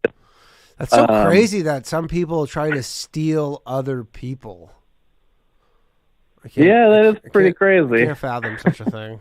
I really I can't. didn't think I almost died though, so I Well, thought maybe who that would knows? just be like a casual mention. Who knows? But so when is the almost? Did you have one where you almost died? Yeah, well, the semi truck one that I almost died there. I went to meet a prostitute one time in the hood, and after I came, I just ran out of there. So I don't think I was gonna die. You know, maybe from like a disease or something. And let's see, what jumping out of a plane, I had a parachute, so that one doesn't count. Then there was probably the most terrified I ever was I was crossing the train tracks with my now wife, and she was wearing heels, and they were like a little uncomfortable, you know, making her feel like you know, she needed to adjust them. Okay. So she decided that we should stop on the train tracks. And I remember I stopped for a second, and I was like, "Come on, you shouldn't be doing this on the train tracks," you know. Mm-hmm. So I pulled her after a couple seconds, and I was like, "Fix your shoes here." And then a train just went flying by. Right How's after. that? I never understood the whole like getting hit by a train. You're like, the train tracks like shake when the thing's 5 miles away. You know, that's what I was thinking. I was like, "Why didn't I It's hear like it? they Why make didn't I so see much it?" noise. They're so loud. They're like, I mean, maybe they're not loud, but they're like, you know, it shakes and they have lights on them. I never got people getting hit by trains unless they wanted to get hit. I by didn't a train. feel anything. I didn't see anything. I didn't hear anything. Maybe it was just a quieter train. Maybe. You know, maybe it was loud that day. Yeah, maybe it was one of Maybe those- they wanted to hit us. Possibly. I don't know. Yeah. Wild. All But right. but I just remember that was like the most afraid I was in terms of somebody dying. But I feel like I was about to die. It was Like that was if the one where I you're lost like, I my really life, just that was dodged one. back. Huh? That was the one where you're like, I really dodged a bullet here. Like I. Yeah. If I lost her, that would kind of suck. Did you have any start sort of over, start dating a new girl? Build a relationship again. Yeah, total bummer. Did you have any sort of new lease on life after that, or was that you were just like whatever happens? I figured that was the day when I would stop letting her make all the decisions for her own life and start pitching in a little bit more. Maybe you should be careful. That's when the mansplaining started. All right, cool. Thanks for calling. I appreciate it. Yeah, take it easy. All right, later. All right, everybody. That's been the show for tonight episode. Oh, we got another caller. Should I pick it up? All right, I'll pick it up. Hello, you're the last caller of the night. Who am Hey, what's going on, Danny? speaking How you with? doing? Good. How are you? Good, man. This is Justin sitting in Indiana. Justin in Indiana. So, let's hear it. So 2003, graduate high school, joined the Army straight out, signed up with what's called a Ranger contract. So I went to airborne school and then to go do RIP, which is a Ranger course. Okay. So my third day there, I end up doing a exercise that was force on force. What's that exactly? Force on force? Yeah, that just means I was playing the Op 4, so I was the opposing force. Okay. And then the other guys doing the training were like assaulting the area that I was guarding. Okay. So everyone's supposed to have blanks. Well, the guy that came to me had live rounds that he had taken off a range a week before he wasn't supposed to have. And then I got shot twice. What? In a training thing, once you in just each got leg. shot twice? Yep, once in each leg. Why did he shoot you in the legs? Actually, he said that because it was such close contact, he aimed for my legs, so if there was any discharge from the blank rounds, it wouldn't hurt me. Oh, shit. How did he have blanks? Or how did he have live ammunition in his... I don't even get that. Like, there's no sort of, like, process to make sure that does not happen? Oh, no, there's tons of processes. They just didn't do them right. Just none of them, they Supposedly- just all slipped through the cracks kind of thing? Yeah, basically. Supposedly, they told me that he was on a range about a week before that. Just left some live rounds in his gear, got off the range with it, then boom. Oops. I just happened to be the unlucky guy. The first shot he hit me with, it severed my femoral artery, which you can bleed out from in like 2 minutes. So I just looked down and saw all this blood gushing out. Holy shit. Then the second shot he hit me in the other leg after I fell down on the ground. And then that leg eventually ended up being amputated. Oh, wow. Dude, that's sorry to hear that. That's insane. Yeah, man, it was a crazy story. But And whatever, I mean, what happens, like, what does the Army do to make that right? Like, how does that work? I basically just got out like anyone else would. They got injured, get VA and disability pay, just that kind of stuff forever, Yeah. pretty much. Forever, and that's it, and they just go, sorry. Yeah, pretty much. Damn, dude, that's fucking wild. Shit, man. Well, But I guess as far I guess as it could have been near-death worse. Like, do you ever think about that? You're like, I guess he could have shot me like in the fucking abdomen twice, and then you'd be dead. Yeah, I mean, he could have shot me in the face. Yeah, I guess. Do they shoot blanks at people's faces?